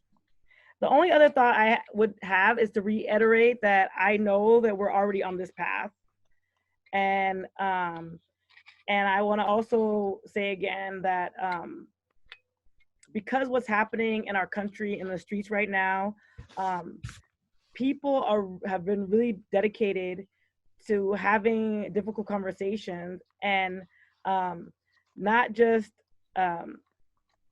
thinking about it or talking about having difficult conversations, but we have been actually having them in a lot of these groups all week long. And I want to applaud all the teachers who have been present and really getting into it and being uncomfortable, very uncomfortable, but sticking to it. And knowing that their emotional safety is not more important than people's actual lives. And to emphasize that, this morning, Michaela and I did a presentation or a professional development session with teachers at the high school, and we used the video you just saw, Nicole's video, as a basis for discussion. And in my 14 years in the high school, I don't think I've ever seen a discussion as deep and as candid as we had with that group of about 60 people. So. Thank you, Mike and Michaela. Again, if you have questions, at the bottom of the participants list, there's a little blue hand you can raise, and I see people have already begun. Cassandra Holloway first, comment or question? Yeah. So I'm in the process of launching a teen resource guide called Coping and Connecting during unprecedented times, and for teens specifically, with some information for parents. I did put in, we have a section called Making a Difference, and we have anti-racism resources there for both the teens and the parents. But I'm just wondering, Michaela, or Michael, if there's a possibility of sharing that with you two to make sure that we're not missing something that should be in there. Thank you. Emily, then Anne, and then Stefan Gillum. Emily? Thanks. So thank you, Mike and Michaela, for kind of bringing this to the board. I guess I had a few clarifying questions. I don't think I got that document beforehand. If I did, I missed it, so I apologize. So I didn't have a super amount of time to go through each of the 7 or 8 items that you mentioned, but I guess I wanted to know, like, for this proposal, is this kind of like a district improvement plan around equity and diversity? I was a little confused at like what, essentially how this was being established. So is that what you're thinking? Mike or Michaela, either one, I guess, could answer. No, I think that it's more an explicit commitment that outlines a lot of the goals that that we've been talking about at all levels. So and that we've been working towards anyway. You know, I think that some of the plans that I met with Lyle and we established, they got kicked down. They ended up getting completely derailed because of COVID, in terms of like recruitment for this year, and other things. So, but those things are commitments that the district had made anyway. So I don't think that they're new things. I think that it's just a way to have in writing things that we have been talking about for the past, I don't know how many years, is basically what it is. Especially now, I think that it's a step to have things to have explicit, kind of almost like an explicit stance, instead of allowing people to just make assumptions based on our actions. But we need to do both. We need to act, and we need to be able to tell people what we're acting on. So that's what it is. So this, and I have I have a series of questions. So what I'm hearing is it's a commitment that would guide essentially work moving forward, or work that it, like, for example, when it says, essentially the first one was look at everything in the district according to diversity. So I guess I mean, those are our commitments, but then there would be action steps out of it that, like, somebody, perhaps, you know, Michaela or Mike or the superintendent and the district action plans, these would be embedded in? For sure. I mean, I think that there are things that are already present, right? So one of the things that when people voted on the budget, one of the things that was approved was money for teachers to look at their curriculum, money for teachers to assess their libraries and improve their classroom libraries. So that's why I'm saying that these are not new things going forward. These are things that people are already doing and already talking about. So for sure, yeah, going forward, but these are all things that are already on the table. They're not new. Thank you. And the other question I had, so they're not, and I was writing them down in order as if they were a priority, like an action step plan, because I didn't really understand. So it's not really a priority list. Like, no. Okay, perfect. So it's going both unidirection, or both directions. And then my last question was, so when you mentioned, I think in commit to evaluate the 7 steps. So I always wonder, because like we hear a lot of different stuff at the school board level, and then I kind of, you know, don't hear about it again. So what is, like, how would we be hearing about this? Because I hear about the district improvement plan because that like has a regular cycle. So, you know, if we're committing to this, it's so nice to like know that we're making progress, which I assume we always are, but like we don't always hear at this level. Yeah, that step is there. Are you asking when would we do this evaluation? Is that? Well, I guess, is it like a yearly thing, or like, because it's kind of involves a lot. If you're analyzing, like looking over everything in the district, that's really massive. Right. And I would say that initially we would talk about taking a look at this at the end of towards the end of the school year, as a basis to prepare for the next school year. And whatever changes we have to make. Yeah, that's how I would see it. Okay, thank you. That's But all my the questions. school board might say, hey, we want to report on where we're at on certain ones of these items on more frequently. I would think that might occur also. Okay. Okay. Thank you. Hey, Ann Beekman? Hi, I've had the privilege and honor of sitting with this committee composed of faculty members for the last 4 years, and I was really pleased to be able to pass this along to David. I think that now is the time to make a commitment toward being anti-racist, and I would like to ask that we support making this resolution. We will have to, of course, come up with ways to report it, to analyze what we're doing. But this is important, and now is important. And I hope that we will move this forward tonight, and that we will make a real commitment toward being the things that we've already agreed to do. Let's publicly hold ourselves accountable. Thank you. Stephen Gillum?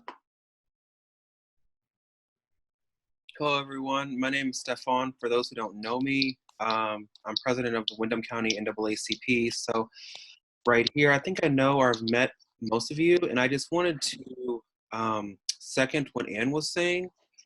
And I wanted to point out that the NAACP, we're here because we're so excited to hear that this is something that's on the table, and we would hope that it would unequivocally be accepted by the school board, because it's obvious in the times that we live in that these sorts of structural changes are needed. You know, I think when we look at young people and their organizing ability, we see the change that they're able to make. I think that structurally we should be supporting that change and uplifting those voices. I mean, we might have someone in Vermont, Southern Vermont, and within our school district who might be, will probably be, most likely will be a world changer. And I think giving them those tools and giving them that voice early would be very helpful. And so I love the structural approach to this plan. I love that it has an overhead feature, from what I could see, that speaks to that and then allows for some tailoring as, you know, we move forward and as you all move forward. And I love that it has programming that allows students to feel seen, and also that honors that people of color for a long time have been taking care of themselves. And if you look at the civil rights arena in Vermont, a lot of the people of color have been doing a lot of the funding, a lot of the work, a lot of the data collection, you name it, for themselves. And we've seen throughout that, at least from my experience, that the youth of color have also been huge in organizing and helping to create systemic change within the community, as well as their white allies. And so I'm so excited that this is on the table. I would hope that it would pass. And I just wanted to bring in the perspective of the NAACP, and that's why we're here. Thank you. Thank you.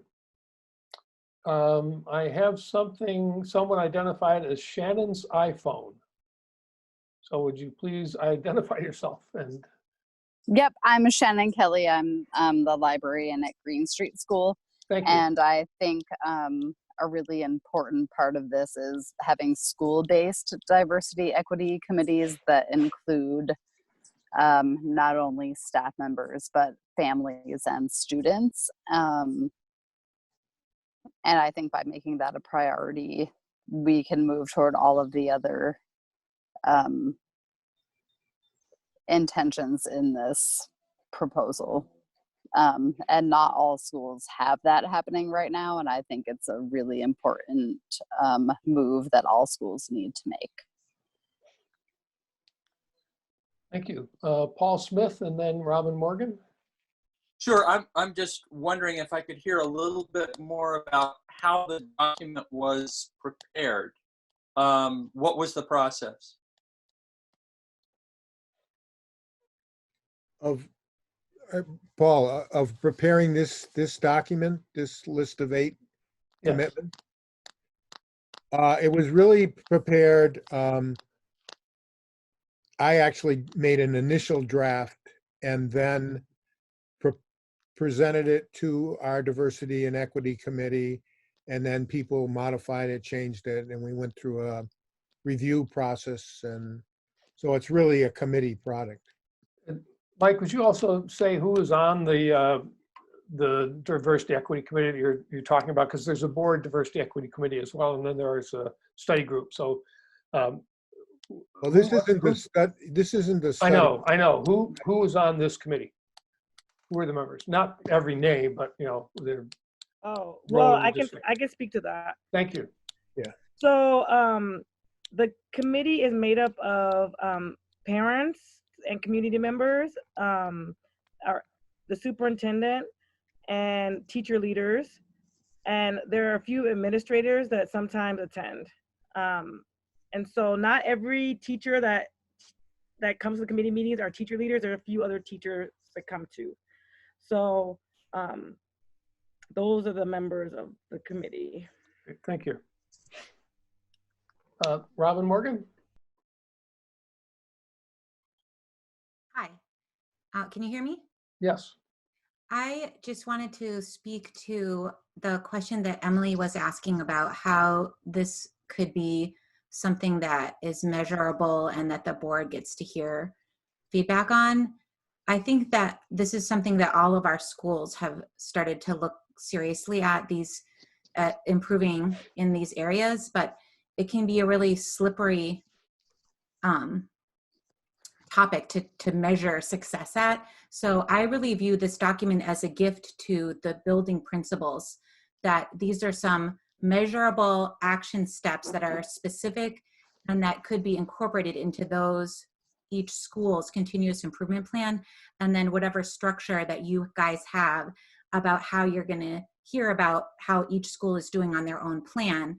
This could be a part of that reporting, and as hopefully after this discussion, everyone will have a priority on hearing about this specific piece of it, because I know that those are very long plans and there's some selectivity in not mentioning every single step. But if you would just ask the schools to let the board know about how they're doing on that area of their action plan. Thank you. Sean Murphy? Yeah, can everybody hear me? Yeah. Yes. Hey, I think it's a great foundation, and actually in the Diversity and Equity Committee at the high school, of which I'm a member, we sort of been looking for a foundation to actually promote what a lot of people, well, I would say the board believes is the right thing. And in light of that, I would like to give credit to the board in the past. Our chair did very clearly enumerate many of the things that you just spoke about. And I think the fact that it hasn't been implemented really lends itself to the fact that it's a very difficult job. It's a very, very complicated job in the state of Vermont. It doesn't say that, by saying that, I'm not saying that we shouldn't strive to do everything we can, but I think we have to acknowledge that what we're up against is not easily solved. And history would tell us that. Another thing on a positive note that I'd like to say, I was on the District 6 board for many years, and I couldn't believe the energy and the commitment and the forward thinking that occurred many years ago when students at the high school wanted to, it was the CLIA group in the high school, and what they did to pull in national and international folks and really made a difference. And I can't remember what the acronym stands for, but it has to do with how purchasing is specifically done by the school to make sure that it's, you know, a clean purchase environment. So I would say commitment from the students can be such a powerful thing. And having a foundation like this will give the school board a real focus on how to move forward in a more effective manner. Thank you. Thank you, Sean. Emily? So I loved what Robin said about attaching to the school improvement plans. I know a lot of those are connected to the district improvement plan, but it does strike me as a way to make it really goal oriented and something that we hear about, you know, fairly often. So I mean, I'm not making a motion for that or something, but it's something to consider. The other thing I wanted to say is, like, one of the goals that that stood out to me was the evaluating of remote education strategies. And you know, I hope everybody supports the whole proposal, but also number 6, I wonder if that one could be streamlined a little bit, because I guess I wonder how soon we're going to be again in a remote. We don't know when we'll have to do remote again, and it could be very soon. So it strikes me as something that evaluating the strategies and then creating an action plan, and therefore seeing some type of improvement if there needs to be improvement in certain student groups, would be apropos now.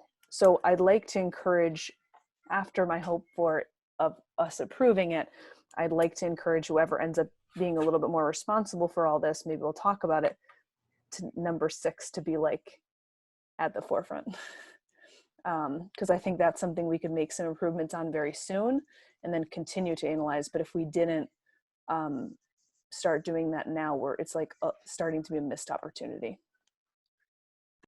Thank you, Emily. Andy? So I think this is absolutely incredible work. And this is, you know, the work around diversity, equity, inclusion is work that I've spent in a significant amount of my career in participating with and engaging in. I would just suggest that I'm not sure if Paul or Deb have seen this document in the past, and much of the work that we've been talking about behind the scenes is around district coherence. And how do we consider ourselves as as a school system as opposed to a system of schools? And so identifying and taking a deeper dive at this document to say, how can we leverage these points to have a greater degree of coherence between and among schools, so that there are similar strategies and measurable points. And so that way we can also look at curriculum alignment across the buildings to say, how are we making sure that all students are having this equalized, this rich and robust experience with content as we start looking at the changes and implications around that. I would suggest that we may want to look at, you know, with the different level of committees, how does this document align with those pieces as well? Because knowing that this work is critical, we have to maintain that if this is the one thing and the piece that we want to focus upon, we've got to look at how does this dovetail in with the existing working committee structure that's being completed right now and engaged in. And it fits and it connects, but I would want to look at how we can align those items so that we're getting the biggest results for our efforts collectively. And so I would suggest maybe we look at this and see what are the data points that maybe brainstorming in the summertime retreat with the board, what would this look like so that these data points can be actionable? And so we take some time to think about this and reflect. What would be indicators of success? How can we create these items? And then how can we make long-term plans around this becoming a part of the CIPs in years to come? Thanks, Andy. Deb Cardane? Hi, can you hear me? Yes. Yeah, I just want to second some of Andy's points that he made, and just point out that we have designated as a district to really embrace a focus on social emotional learning across the year, and this really fits in really nicely. And I think I'm about to have a truck. Sorry, here it comes. Oh, great. It's okay. Go ahead. I just want to encourage us to create the pathways that I think Andy's talking about, where we can all have an all hands on deck approach, where we are able to integrate this work that we're talking about right here with the focus on social emotional learning, and get principals involved, and get all of us really wrapping our heads around the same kind of ideas. Great, thank you, Deb. There are a couple of board members I haven't heard from. I don't know if Michelle or Thomas have anything that they want to add before we start giving people second opportunities. Yeah, I'll mention this was kind of what a lot of the stuff I wanted to bring up on the meeting that I had originally wanted to happen Monday, but is rescheduled to next Monday. But, you know, light years beyond as far as detail and specific things we can work on. I think it's great, and I think that's what we're going to review on Monday. Looks great to me. Great. Well, then I don't have to suggest that we put that on the diversity committee agenda for Monday. Great. Thanks, Thomas. Sean? Yeah, I would just comment on what Thomas just said. We are having our meeting on the 22nd on Monday at 4 o'clock. And under other business or even discussion of number 5, discuss concrete steps to increase diversity in district of district employees. So there's definitely a whole place where that could go. So I don't know that the document that you mentioned, that you referred to, Mike, is available on the website, or will it be available? And then we could use that as a basis for discussion on Monday at 4. I just sent the link that Mike sent to the board a little while ago, but I think you have to have a access to the drive. So I just sent a PDF also of in it the chat. I sent a PDF to the whole board, and I'll send it out more broadly after the meeting. I shared it with Emily, and I think Emily just put it in the chat. Yeah. Area. I wonder how many people know how to get it out of the chat. I think you just click on it. Just click. Download. Thank you for the support. Michaela? Don't get it, Sean. I'll be glad to email it to you. I just want to say that I think that I'm really proud of the work that the district has done, and that we are just really, I think, moving full steam ahead with equity work in so many ways. But in addition to that, I should say, and in addition to that, I'm wondering how, and I don't know whose lap this goes into. I don't know if it's administrators or the board, but we are still losing teachers of color. Junie is leaving, and I'm wondering, like, what do we have in place to ask people to stay, to say, like, we don't want to lose you, because they're not moving away, they're staying here and going to other jobs. So I'm just wondering, how does that work? And how do we make sure that as teachers' positions, like, I don't know what's going to happen with the budget, and I missed that part of the meeting, unfortunately, sorry. I was in transition. But you know, what happens when we're cutting teachers of color and when we already don't have that many, or teachers from other marginalized groups? You know, how are those decisions made? I don't know, but that's just a question that I have. And maybe this is not the place for it. I don't know. That would be a question, I guess, for Lyle. I think it's a question for all of us, and all of these are questions for all of us. So thank you. Jackie?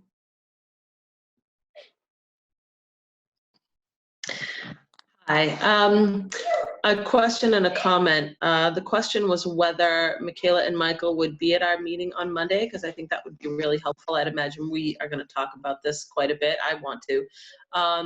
And then also just to comment, and many of other people have said it, but I want to say it too, that I do think this is the perfect time to be talking about this, and certainly not something that should, you know, maybe some things slide because of what is currently happening in the world related to COVID-19, but this is, for me, one of the last things that should. So I'm glad that many other people share that opinion, and let's keep talking about it. And I saw Michaela said you're going to be there Monday. That's great.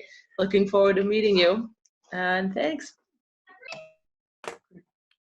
Just a little housekeeping. Thomas, you'll need to send the links to everybody. The link to the diversity committee meeting. I'll do it right now. Hold on. Great. Well, you can wait till after meeting if you like. I mean, I'll put it in the chat. It should be. Even better. It was warned, so everyone got it in their email. I'll put it in the chat for anybody who wants to see it here. Just to make it easier. David, could I make a comment? Yes, go ahead, Diana. Diana? Yeah, I can't see your. I didn't see your blue hand, so I didn't. I didn't do it correctly. Uh-oh. So well, no, you first can't of all, comment. this doesn't directly relate to Michaela's concern and all of our concern about staff who are existing now and might be leaving or have decided to leave. But I did want to just comment on the partnership that has happened over the years in the diverse workforce development committee that's part of the Community Equity Collaborative, and the membership of the superintendent. Lyle has been a dedicated member. David Scholes has as well, as Michaela has. And how this is a consortium of the largest employers in our region who meet regularly to think about working together and to tackle their challenges about recruiting and retaining diverse workforces. We work very deeply in partnership with BDCC. Alex Beck is the co-chair. And I would welcome increased membership from the school district in, I know Deb Cardane has expressed interest in the past, but increased membership to come to those meetings and to discuss ways that together we can recruit families to come and work in our community, not only in educational roles, but in others as well. So I hope, Andy, you will consider partnership with that committee, and there's lots more to talk about the work, but I just wanted to put in that 2 cents about how workforce recruitment isn't an isolated task for the school district. Thank you, Diana. Anne? This is entirely related to what Diana just said. Diana, I sit on a similar committee in Putney. If you could send me information about this committee, maybe we can partner together. Oh my gosh, that's so great, Anne. Yes, I will. Another connection. Other questions or comments? Sean? Yeah, I just make one more comment. What Michaela said about retaining people of color. The high school used to have an unbelievable assistant principal, and he left. I'm not really sure why, but I miss his input. And so, you know, it'd be interesting to perhaps reach out to such an individual and maybe learn something of why it didn't work out as well as it could have. So, but we could do that at the, maybe at the, not at the full board level, at the subcommittee level, I'm not sure. So I think that's a perfect item for the diversity committee to look into. I think that's part of what we have to do. Yeah, I'm still in contact with him, Sean, so. We'll look into that on Monday. And certainly as part of the diverse workforce development group work, we've advocated with each other, with each institution that's a member, exit interviews, that if a person of color has decided to leave that organization, that, well, and not only when they exit, but periodic check-ins about how they are doing, what are the challenges that they're experiencing, and how can the organization change to continue to welcome them and to gain from their input. So we had started exit interviews this year, actually, with our new HR director, with Crystal, and then Sally has continued them. So we do have that system in place. That's really great. Yep. Any other questions or comments? I would add to, in addition to that, we have been having dinners and other events for not just the teachers, but the other staff of color in the district. And another faculty member, one of the schools, approached me, and we talked about starting one also for people who identify as queer. And I know not everyone likes that word, but that's the word we use in our conversation. Thank you. Well, I don't see any other hands. So what I'm going to suggest to you, the request was that we make, let me look it up. The request was that we commit to those actions. And I think that it's pretty much without having a board discussion and without having it on the agenda as something to decide on, we're probably not in order to vote on it. Although from what I've heard, we're in pretty strong support of it. But I think the next step for us is going to be for the diversity committee to look at it. I encourage all the people that that made comments tonight, if you wouldn't mind putting those in an email and send them to me, and I'll get them to Thomas, unless you already have Thomas's email and you can send them to Thomas. But get those to me so that we can process them and figure out an organized way to deal with them. And I think the diversity committee is going to obviously look into this on Monday. That would be the next steps. And have a look at the document, try to consider steps and actions and measures. I think it's important to recognize, first off, that this has come up. This has been 2 of the 3 topics that we've covered so far this evening, and it certainly is going to be ongoing and has moved into a new position of prominence in people's consciousness and in people's awareness and in people's willingness to kind of go out of their way to try and do something about it. I think it's we've got leadership councils, we've got improvement plans, we've got diversity committees, we've got our leadership teams, and we've got staff groups. There are lots of different organizations that are doing parts of this, and I think we need to really redouble our efforts. You know, and Diana and Jack already talked about the middle school leadership project to include people of color, and I think that I'm pretty sure that we are without any parents or any community members of color on our leadership councils. And so I would ask the leadership councils to redouble their efforts to include those voices. I think it's one thing to make plans and come up with measures and guidelines. It's another thing to actually invite people in, engage people, make them feel welcome, and have their voices in the room. And so we're going to do a lot of planning and a lot of talking, but I think that it's not, Jane Addams once said, it's not what we feel or what we say, it's what we do that matters. And I think that's what we should leave this conversation with, that we're going to do things. We're going to actually take actions and make things happen. I have another meeting, but I want to say, David, what you said is really important. And just to add to that sometimes in order to invite people to the table, we have to be willing to change the conversation, because the conversation we're having is not applicable to them.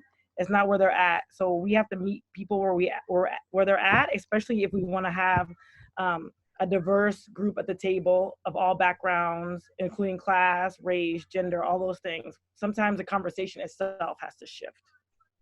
Yeah, and I think we had an anecdote that reinforces that, Michaela, of the teacher that was talking about not being able to reach the kids, and then started talking to the kids about what's going on in their lives, and all of a sudden the door's open. So well said. I see Sean has his hand up. Yes, sir. Just one more comment.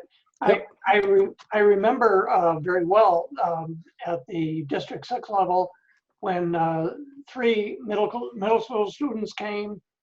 They were introduced very nicely by Keith, and then they took over, and it was the whole issue about the Black Lives Matter flag,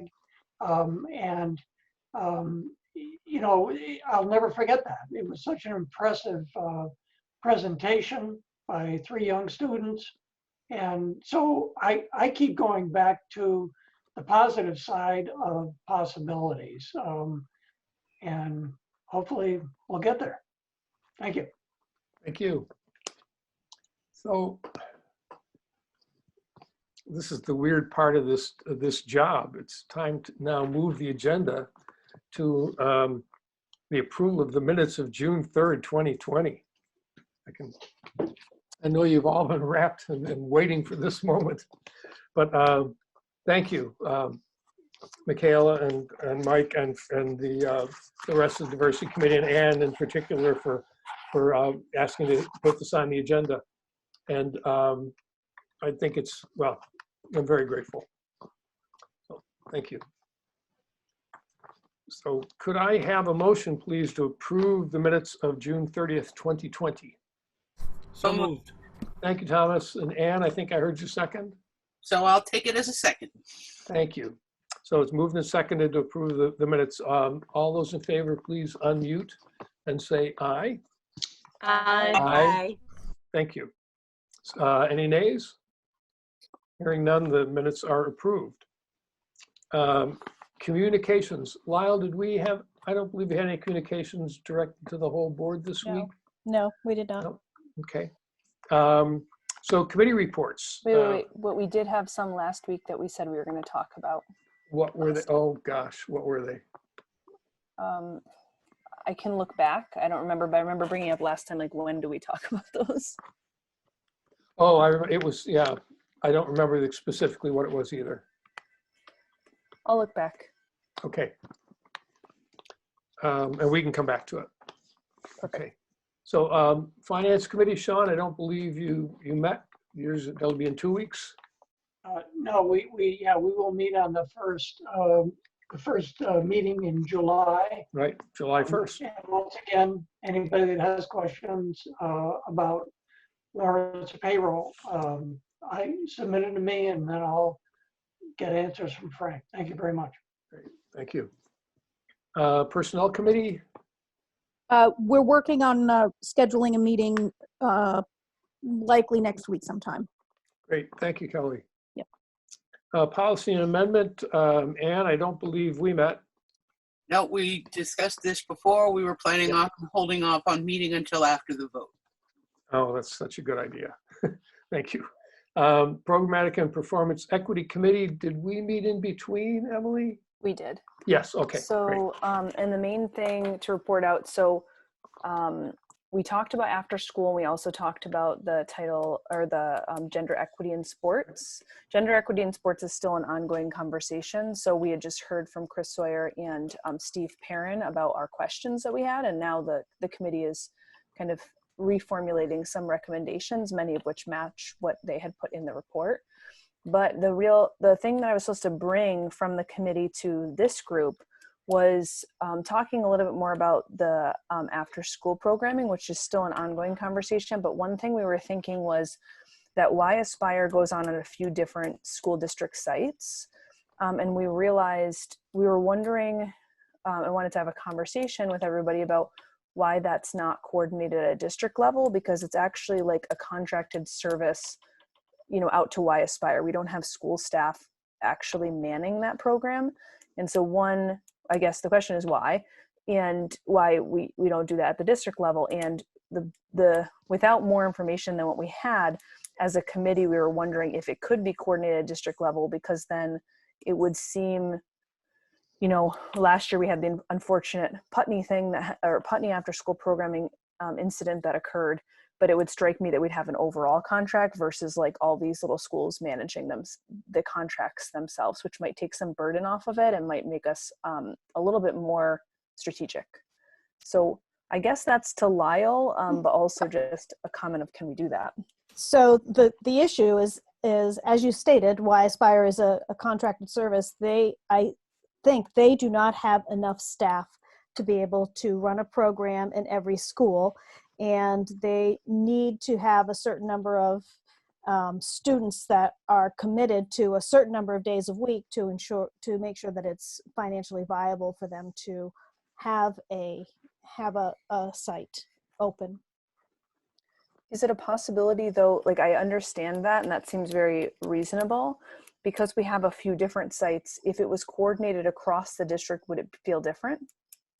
I don't know what you mean by coordinated, because maybe if they, like Dummerston and Putney were to combine, there would be enough students and we could do it at one of the two sites. But I believe that parents are the ones that are paying for this. Yeah. It's not a school, we don't pay for it. Mhm. So.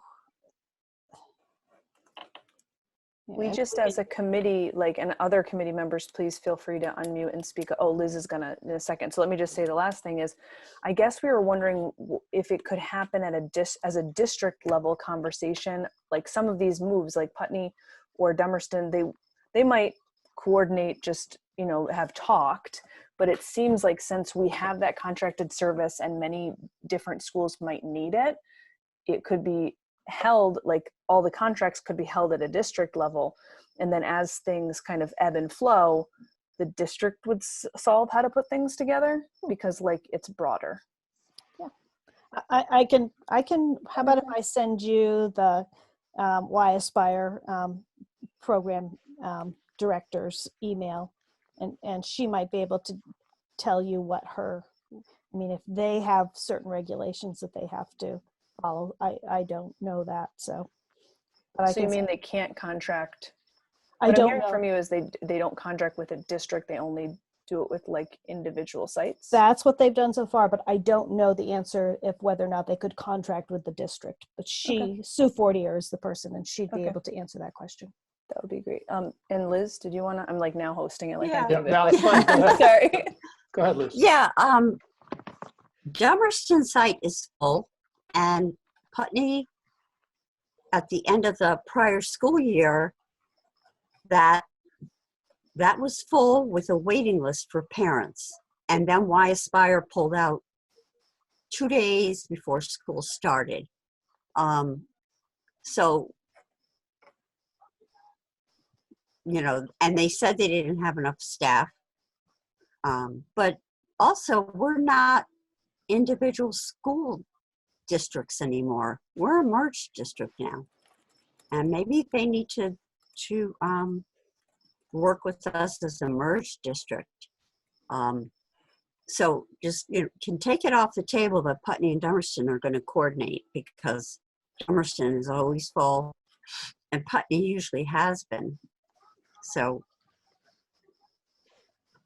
maybe they need to do something about their recruiting practices for how they get employees. We can reach out though to Sue, I mean, like as the committee, because this was the idea that we came up with actually in the last like 5 seconds of our meeting. So we can reach out to Sue maybe and see if it's even a possibility to coordinate with the district and just find out more information for the committee, and we might come up with other solutions. But I did want to bring that because that was kind of the end result of some of our conversation, at least around after school care, like not actually the district provided things. Because it's not only, although it sounds like it's only Putney, like it could be at a different site in the future. So we just wanted to have some way to like think about it more broadly. Paul, you have some light to shed? Sure, I just had a look in the accounting system, and I'm not seeing, it's Meeting Waters YMCA, I believe, that does the Why Aspire. And I'm not seeing any invoices with Meeting Waters YMCA, which tells me that the contract is really between Meeting Waters and the individual parent, right? So it's not as if we as a district, unless we as a district wanted to buy a certain number of slots and then charge parents in order to make it cost neutral or something. I don't see where the district would be involved in a contract. Okay. Parents to, okay, that's helpful. I mean, we do allow them to use our facilities without charging them rent. Our custodians clean up, you know, the rooms after, so we have to have custodians on staff for longer hours. So we support them in that way, but we do not pay Why Aspire. That it's a parent paid. But it's hard then, and I don't want this to take up the whole, like so much time, and we can talk offline, but it sounds like if it's individual parents, and then it just sounds like there's very little, because I think about like, okay, like teachers unions have a large voice because there's many teachers, not just one. But when it's like one parent, it seems like it's easy for them to, you know, for something to just collapse.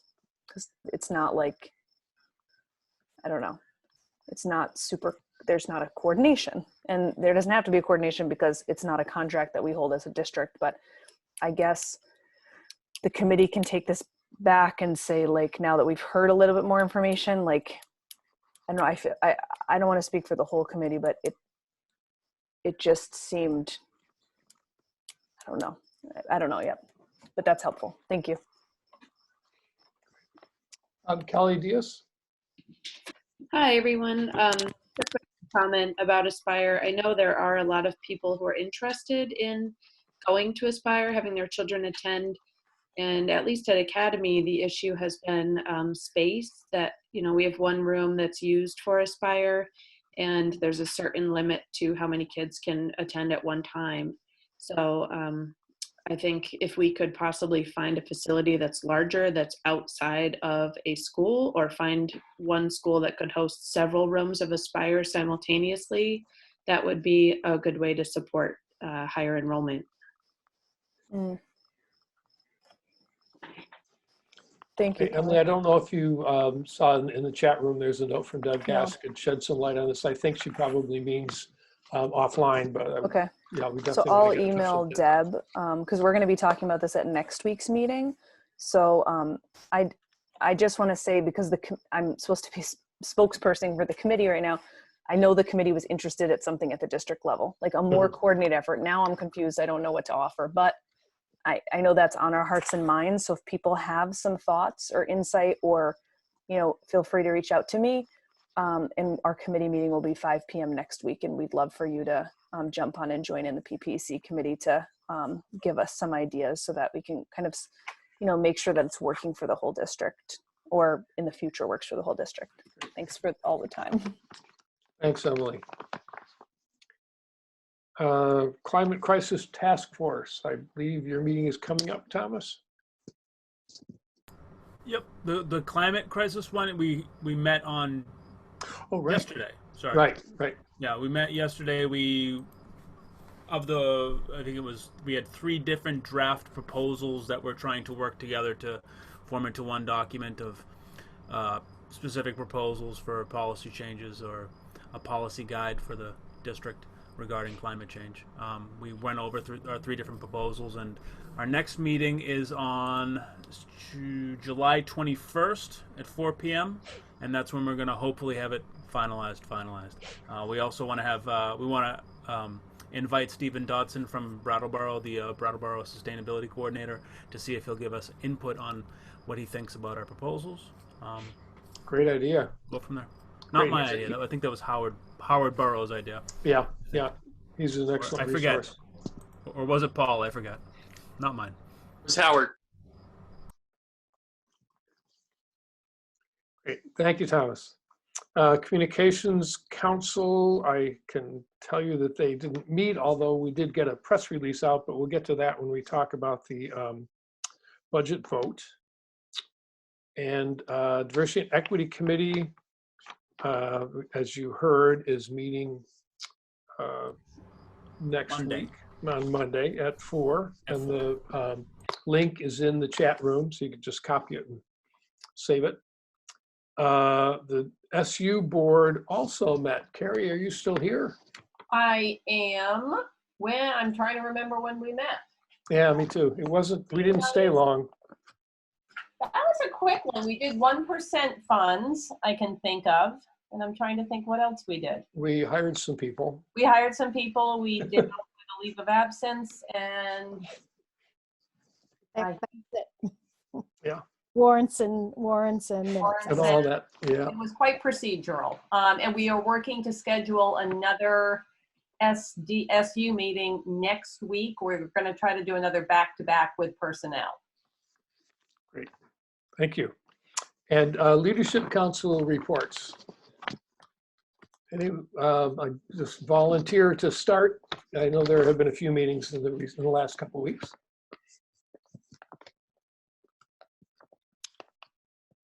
So on behalf of Kelly, I'll give the BUHS report. Thanks, Steve. We met last week, and we welcomed our 5 student representatives, which is great. They're very passionate, very dedicated to being a part of this group. We spent most of our time talking about the surveys that we want to send out to parents and students, and spent a lot of time vetting questions and talking about the format of questions. Then soon after we met, 2 members of the group are going to finalize those surveys, but then we also got Mark Spino's excellent survey from Green Street. So we actually may, as a group, next week when we meet, consider that as a survey that we'll use. We're not sure yet. So yeah, we're meeting, I believe, next Wednesday at 8 in the morning. And the group is working really well. Any questions? I saw you had a good a list of questions or goals that you had developed. It was pretty impressive. Yep. Yeah, great. Thank you. Emily, I see your hand up. So the Academy School Leadership Council met. We had 7 people in attendance, and a lot of what we discussed for at least the first half of the meeting was about kind of group norms and rotating the facilitator and note taker, so some just logistical things. In the second part of the meeting, what we really talked about was just getting everybody on board with the district improvement plan and or the school improvement plan, and talking a little bit more about the 3 goals that Academy has been working on, which include restorative justice, effective homeschool collaboration, and increasing English language art scores, I think on the SBACs. If I'm wrong, then Kelly can correct me. And then we talked a little bit, we talked about the budget vote, but really one thing that it was clear is that the Leadership Council will be meeting over the summer. So it'll pick its work back up in the fall, and really a need for a little bit of goal setting for the group moving forward. It's nice to hear about the district improvement plan, but kind of figuring out what their role is in making sure that the group kind of feels like it's leading some sort of agenda. So I think Kelly was going to share out at least what we had put, not in our bylaws, but when we created the leadership councils, what were some of the core content that they could work on. So I think that might be some guidance that they might be using when they restart up in August or September. And Kelly, if I missed anything, just feel free to jump in. Oh, you've got it. Thank you, Emily. Okay, good. Okay, other council, or are we done? Looks like we are. Oh, Dummerston met. I'm sorry. Oh, okay, Michelle. I'm on an iPad. I don't have an easy way to raise a hand. Oh, sorry. Just, well, you did the right thing. Okay. Dummerston met off schedule, mostly to just wrap up the end of the school year plans. They're moving forward and really excited about the strategizing ways to expand outdoor learning. So they're working on the bike trail, but they've also sent out a survey now, a school-wide survey, asking for families' feedback on their wants and desires, everything from playground equipment to chess club, and gathering wants and needs so that we can try to doctor up that school's extracurricular stuff and outdoor learning stuff. Budget and vote was discussed. They're strategizing ways to get the vote out. Immediately, we're working on a phone tree to just have some leadership council members reach out to some families who will reach out to some families. And they also wrapped up with just discussing the most, what's going on right now and the highlights in this world with racial inequalities. They want to work on their own official statement, intention stance. So it's really in line with everything we've been talking about tonight. No, that's so you can talk. They recognize the need for diversity and training for the staff, how to support students, wanting to have question and answer forums for the students to be able to just ask their teachers questions. And the group consensus was strong support of making sure that our staff has the resources and the knowledge that they need to be able to bring this into the school and work it into our students' daily curriculum. The meeting tomorrow at 6 o'clock. That's the next meeting. Thank you, Michelle. That's pretty comprehensive. And Keith, I think I saw your hand up. Yeah, I put in the chat. We have our first meeting on Monday, 4:30. Oh, great. Thank you. And Liz? We're meeting tomorrow. To be honest, I can't remember what happened at the last one. There was, like, I think, a lot about different staff leaving and what Putney and the PTO usually does when staff members leave. My notepad disappeared again. I don't know if Ann or Herb remembers anything else from that meeting, but it seemed like a lot revolved around that staff. Liz, I can probably help you a little bit. Thank you. Yeah, so we spent a fair amount of time talking about surveys. And there was, I guess Jamie had created a number of potential questions. And there was a lot of conversation about that, and whether or not the council was in a position to be asking particular types of questions of parents. And so in the interim, Mark Spino's excellent survey came along. So as principal, I just modified that slightly and to fit our building, and made the decision to send that out, and the response has been terrific. So my point, I guess, is that if the council wants to make a separate survey under their auspices, then that's fine, and maybe that'll happen, but I'm not really sure. So that was a large part of the conversation last time. Thank you. Thanks, Herb. Any other leadership councils? That was great. Ann? Sure. I'm here to discuss with you the Darrow Scholarship, which was established many years ago by the Darrow family, meant to assist any legal resident of Putney with an accredited college or trade school of their choice. It was supposed to be managed by the Putney Central School Board. However, obviously we don't exist. So a decision was made in an attempt to keep in the spirit of what the Darrow family intended, that the Putney representatives for the board would analyze the applications, and we would seek approval from this board to award it. The complication is we don't announce the name of the recipient until the recipient has been notified.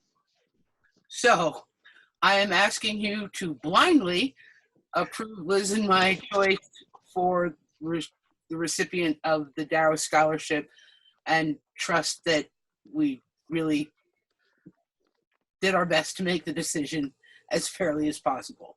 And it was you and Liz who made the decision, correct? We did. We got the applications just a few days ago.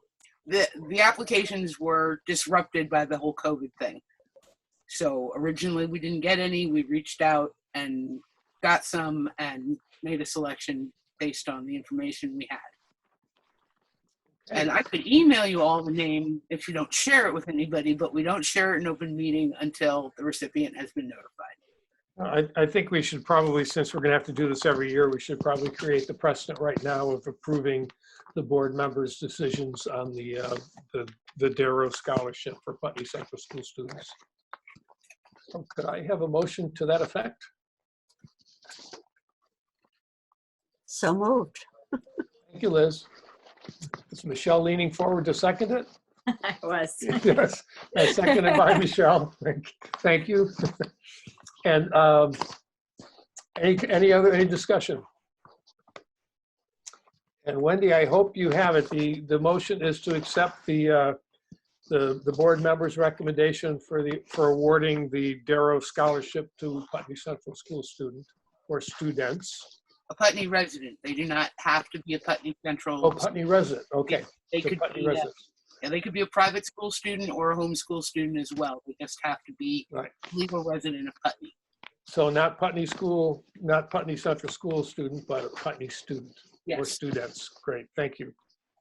So all those in favor, please unmute and say aye. Aye. Aye. Any opposed? Hearing none, the motion passes. Thank you very much on behalf of our Thank you. students. We have remaining administrative reports. Emily has her hand up. Let's do that first, and then we'll have a look at the rest of the agenda. Emily? Oh, I think it was the 2 communications we're going to loop back on. Oh, okay. Well, I want to ask if you could hold that Yep. and administrative reports and unfinished business while we just take a 5 minutes. Everybody stand up and move around a little bit because we've been at it for 2.5 hours and we are well beyond the 20 minutes of effectiveness without physical activity. So everybody get your blood moving around a little bit and we'll reconvene at 8:40.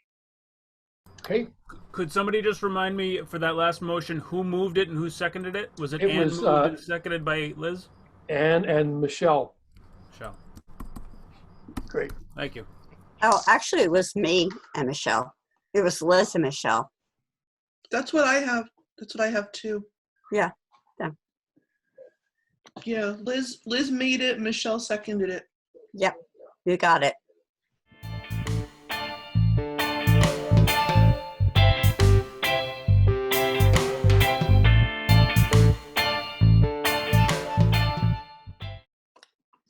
Wendy, we're about to reconvene. Do you, did we leave you in the dark there? No, I'm here, but I once everybody's here, I wanted to share a reminder, if that's okay. I want to wait for a couple more folks to show up. It's a procedural thing. You want to tell me what it is? Yeah. It might be good. It might be better coming from you. And this is something that I learned from attending Brattleboro Select Board meetings through remote, how we're all doing now, is that when people share things of any substance in the chat function, it could be skirting open meeting laws. It also won't make it into the minutes. So I think procedurally, it's better if people get recognized by you and say what they need to out loud rather than in the chat function. That is an excellent question, and we're going to have to explore the open meeting law on that one. Okay, yeah, this is what is discussed every meeting at the Brattleboro Select Board meeting. The chair asks people not to write anything in the chat function other than I have something to say. Thank you. And it definitely won't make it into minutes. I can tell you that I'm not putting anything that's in chat in the minutes because I can't do both. I have to pay attention. Don't. It's not in the minutes. I'll look into that and get back to you. Okay, thank you. Just let me make a note so I don't forget.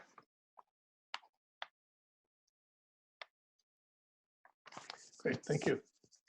Okay, it looks like most of well, actually a lot of cameras are still off, but we're going to start anyway.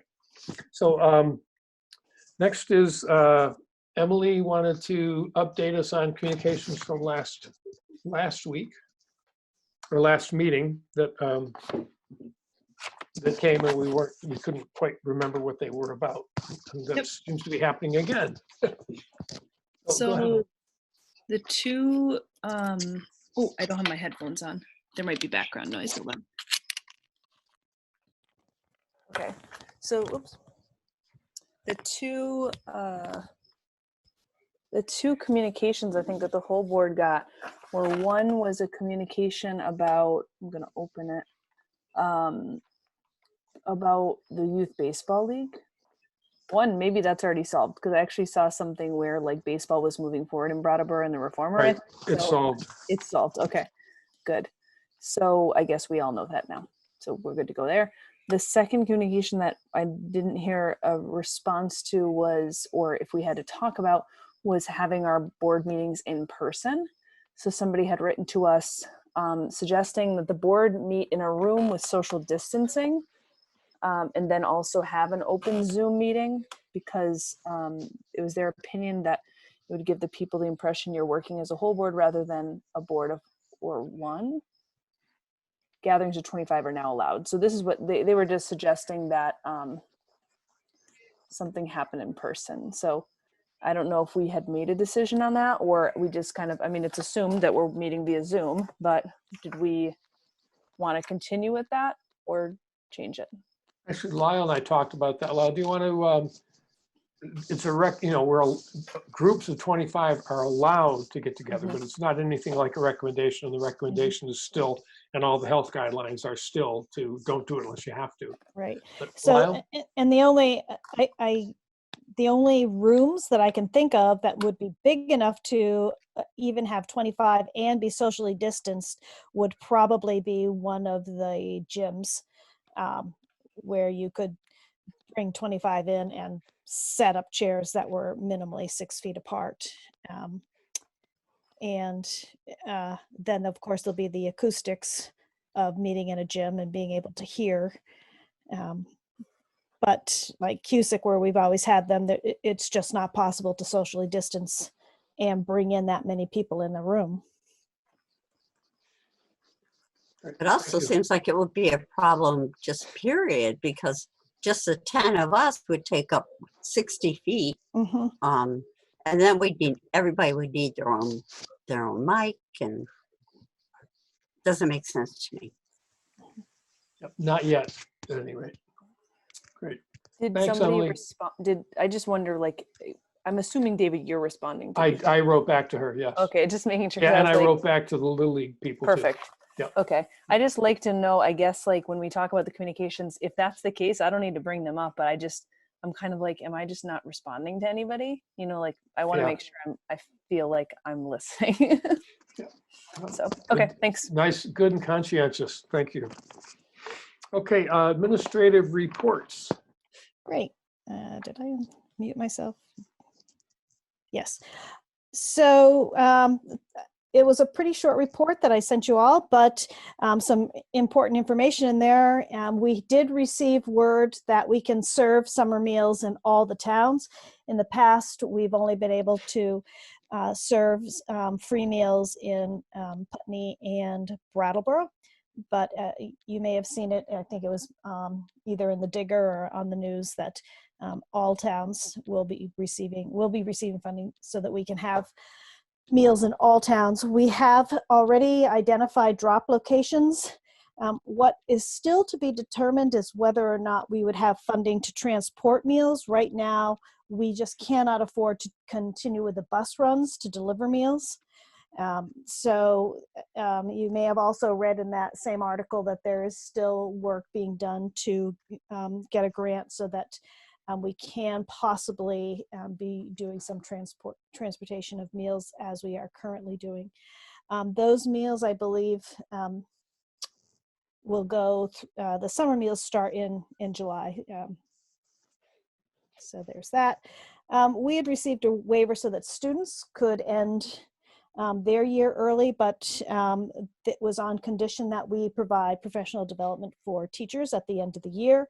I included for you the strands professional development and taking care of yourself so that you can take care of kids, practicing and reflecting on social emotional learning, reflective conversations, difficult conversations around race and equity, collaborating with families, supporting struggling students are just a few of them. They're in the notes. And also, as Michaela had said earlier in the meeting, she is working with every staff this week at a staff meeting, doing some work with systemic racism and diversity. End of year celebrations have been happening. You may have seen parades around your town. They've been really well received. People have loved it. They've been taking lawn signs to graduates on t-shirts and cupcakes and ice cream and all kinds of fun things have been happening. And then on Friday, BUHS will be having their virtual graduation, and Steve is still working out the link for that. When he gets it, I'm sure he'll share it with everyone so that you can check in on the graduation. I have a couple of new hires, 3 new hires and a resignation. I'll do the resignation first. Luke Croxton, BUHS physical education teacher, is moving out of the area. So if you could please accept that resignation. Okay. A motion to accept the resignation of Luke Croxton. So moved. Thank you, Liz. A second. Second. Oh, thanks, Ann. Moved and seconded to accept Luke Croxton's resignation. All those in favor, please unmute and say aye. Aye. Aye. Aye. Any opposed? Aye. Hearing none, the motion passes. Thank you. And we have 3 new hires, Shannon Ward for 3rd grade at Green Street, Benjamin Ferguson, split art between Oak Grove and Dummerston. This is the second person. The first person contacted Julianne this week and declined the offer. She felt it was too uncertain a time to be moving. She was coming from Colorado, I believe. So she pulled out. So they've offered the position to Benjamin Ferguson and Dan O'Brien for 5th grade at Academy. Great. Okay. Could I have a motion to accept the, let's see, the new hires, Shannon Ward for 3rd grade at Green Street, Benjamin Ferguson for the art at Oak Grove and Dummerston, and Dan O'Brien for the 5th grade at Academy. And I just sent those to Wendy. So moved. Is that Kelly? Yep. Thank you. And second, please. Second. Thank you, Liz. Moved and seconded. To accept the new hires as presented. All those in favor, please say aye. Aye. Any opposed? Say nay. Hearing none, the ayes have it, and the new hires have been approved. Thank you. Okay. And that's it for me. One shout out, or actually not a shout out because I don't know who to shout to, but I looked at the Academy website, and they had someone in the process of having the kids drive by in their cars or on bikes or walk by. There was a place to stop and have your picture taken. And the person who was taking the pictures knew what they were doing because they were all beautifully focused. You could see the kids' expressions. You see the family in the car. It was a brilliant idea. So I don't know if it was Kelly or John or who came up with that idea, but I would encourage people to copy it. Now, Frank's got his hand up, so maybe it was him. Frank, go ahead.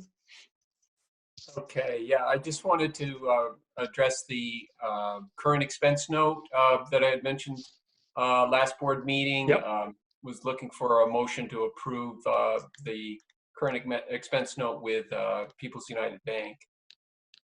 Yeah, so we need a motion to approve the current expense borrowing note for the upcoming period. Can I have a motion, please?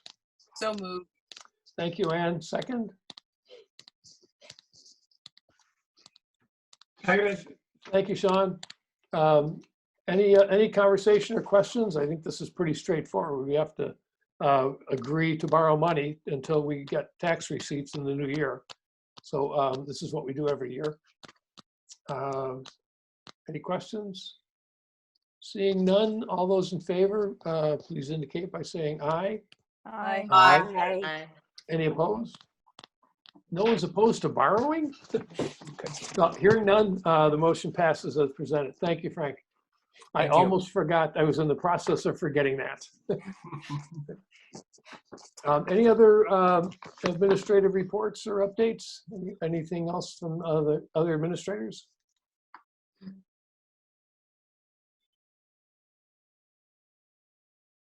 Okay, we will move on to the unfinished business and the budget vote. So I think the first thing I'd like to do before we talk about various things that are going on or that people are doing or things that we need to do, and I think we probably need to talk a little bit about the June 22nd or the meeting on the 23rd, the public meeting. There are a whole bunch of people who stepped up and did things this week that really kind of astonished me. So I wanted to read off as many of the names as I think I recorded everybody, but I'm sure I'm going to forget somebody, but it was really a remarkable amount of effort. First, Jamie Contois and Barb Nowakowski for getting a postcard out to, not just as a press release, but to a whole range of media and organizations, to a full page of spreadsheet addresses. Mark Spino's video, people have talked about the wonderful survey that they sent out and how useful it is for other schools. It was that universally available.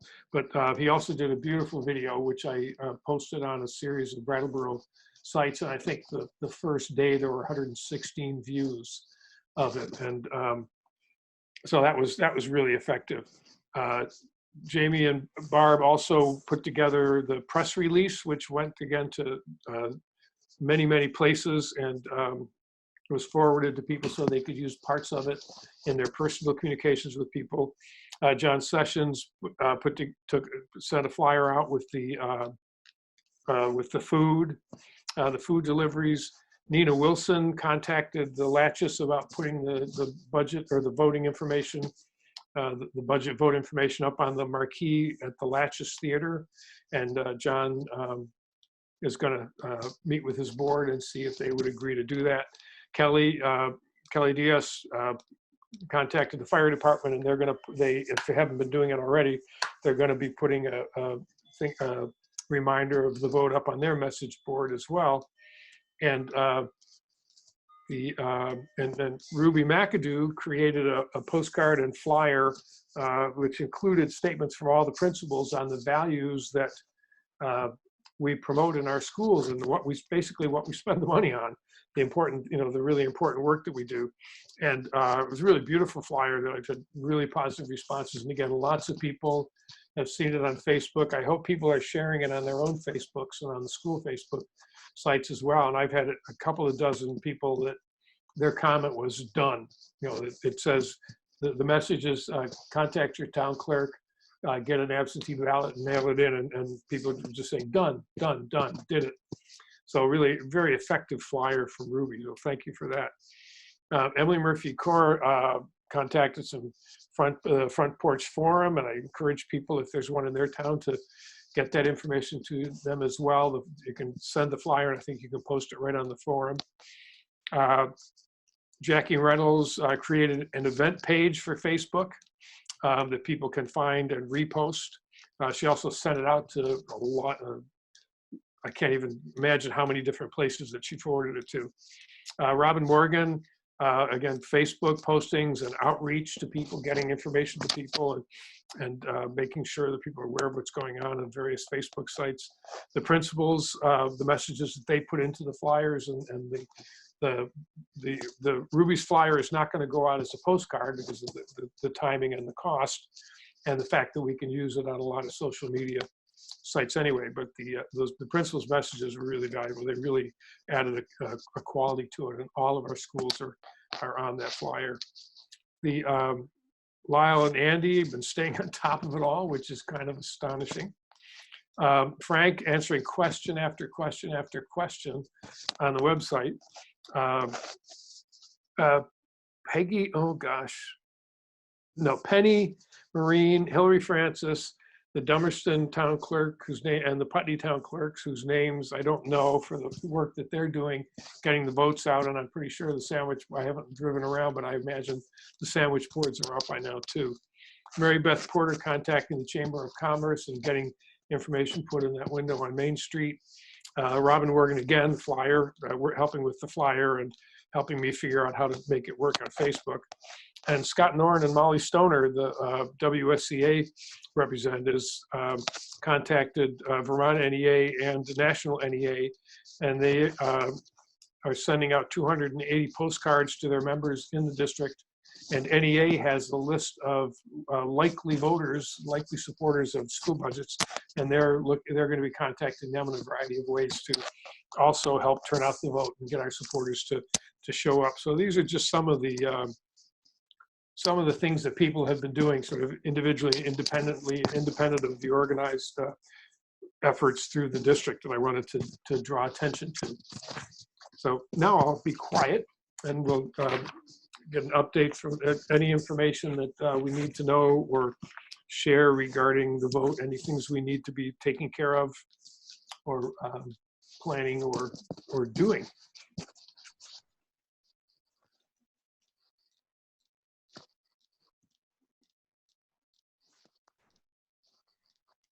That was easy. Oh, Jackie?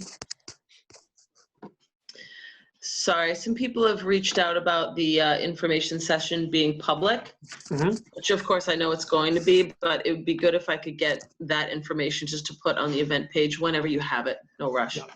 Okay. Lyle, is there a plan or intention around that? I think Barb asked me for the link, I think yesterday. I assume it's going So out. yeah, once she has it, she'll post it. And of course it goes to all the town clerk, Right. town offices. It goes to our website. And we always urge people to share it widely. Right. So And I'll check with the communications with Jamie and see if she can get it out to the rest of that spreadsheet. Yeah, that would be list as great. well. Yeah. Okay. Nancy?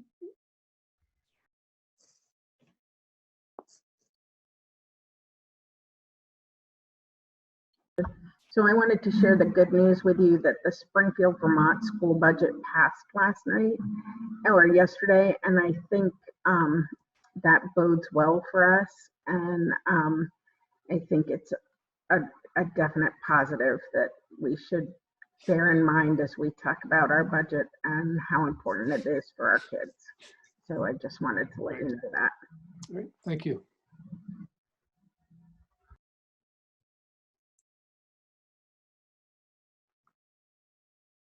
I don't see any other hands. The one thing that came up this week, and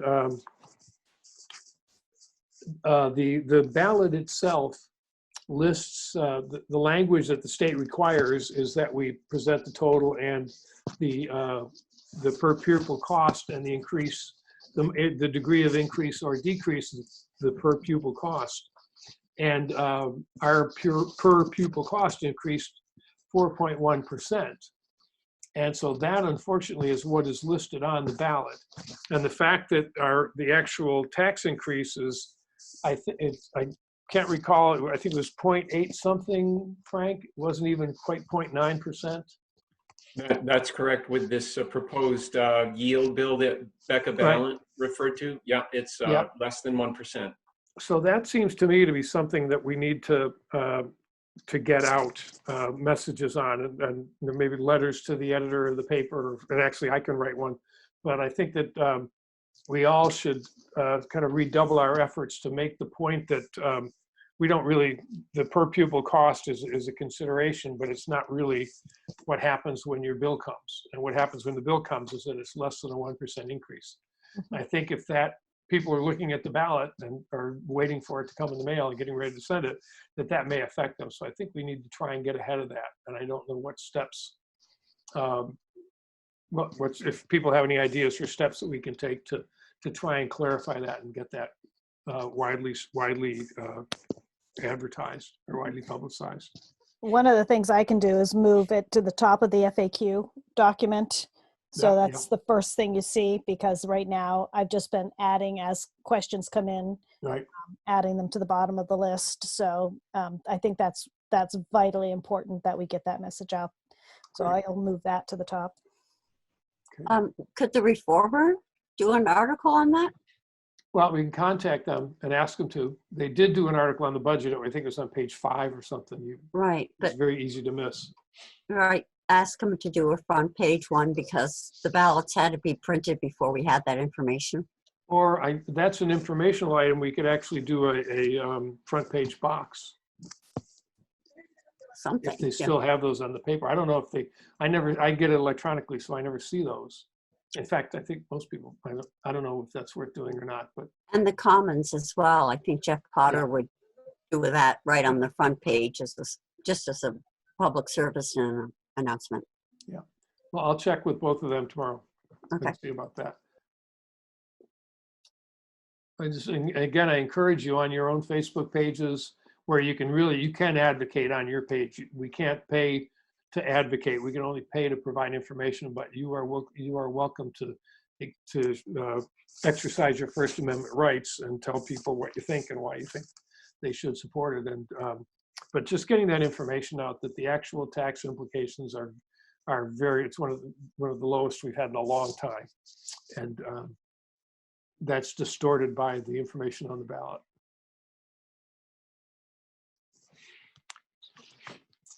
So I think that we've put everybody to sleep, and we have I think we have a board recorder contract, but I believe we have to go into executive session before we do that, Lyle.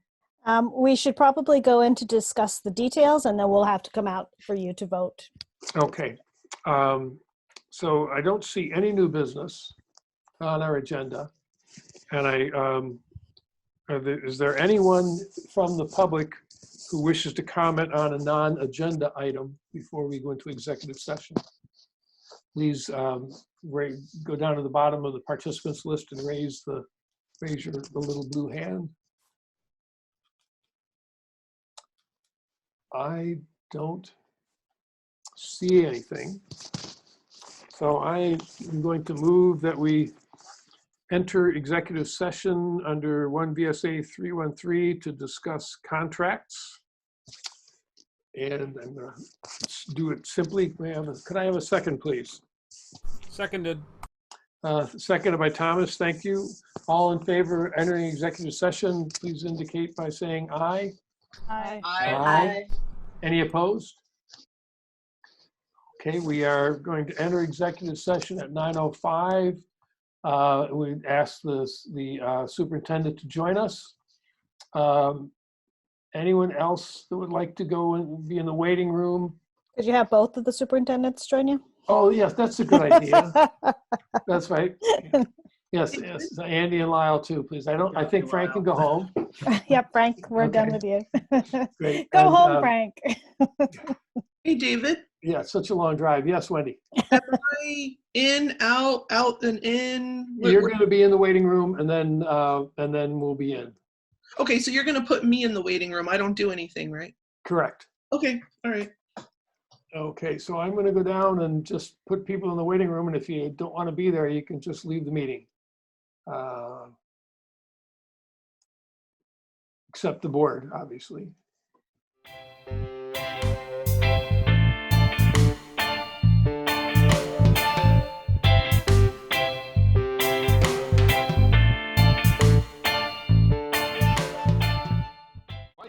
Jackie and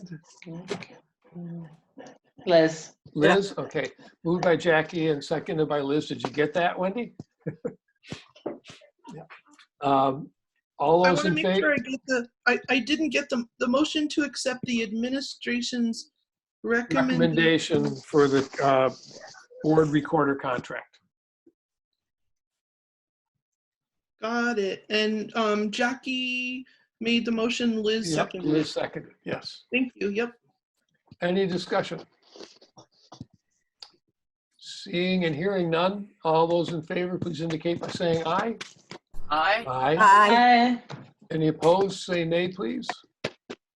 Hearing none, the motion passes and we have approved the administration's recommendation for the board recorder's contract. And Wendy, just so you know, it's exactly as we discussed. Great. Thank you. No surprise there. I do have a question though.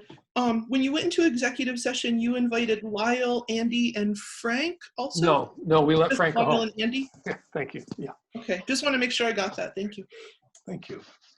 That's it for our agenda. Anybody want to talk about anything else? Ann? No, I think I got everything. Haven't I talked enough tonight? Well, no, you have a motion yet to make. Oh, that one. Okay. Mr. Chair, there being no further business before this board, I move that we adjourn. May I have a second, please? Second. Liz again.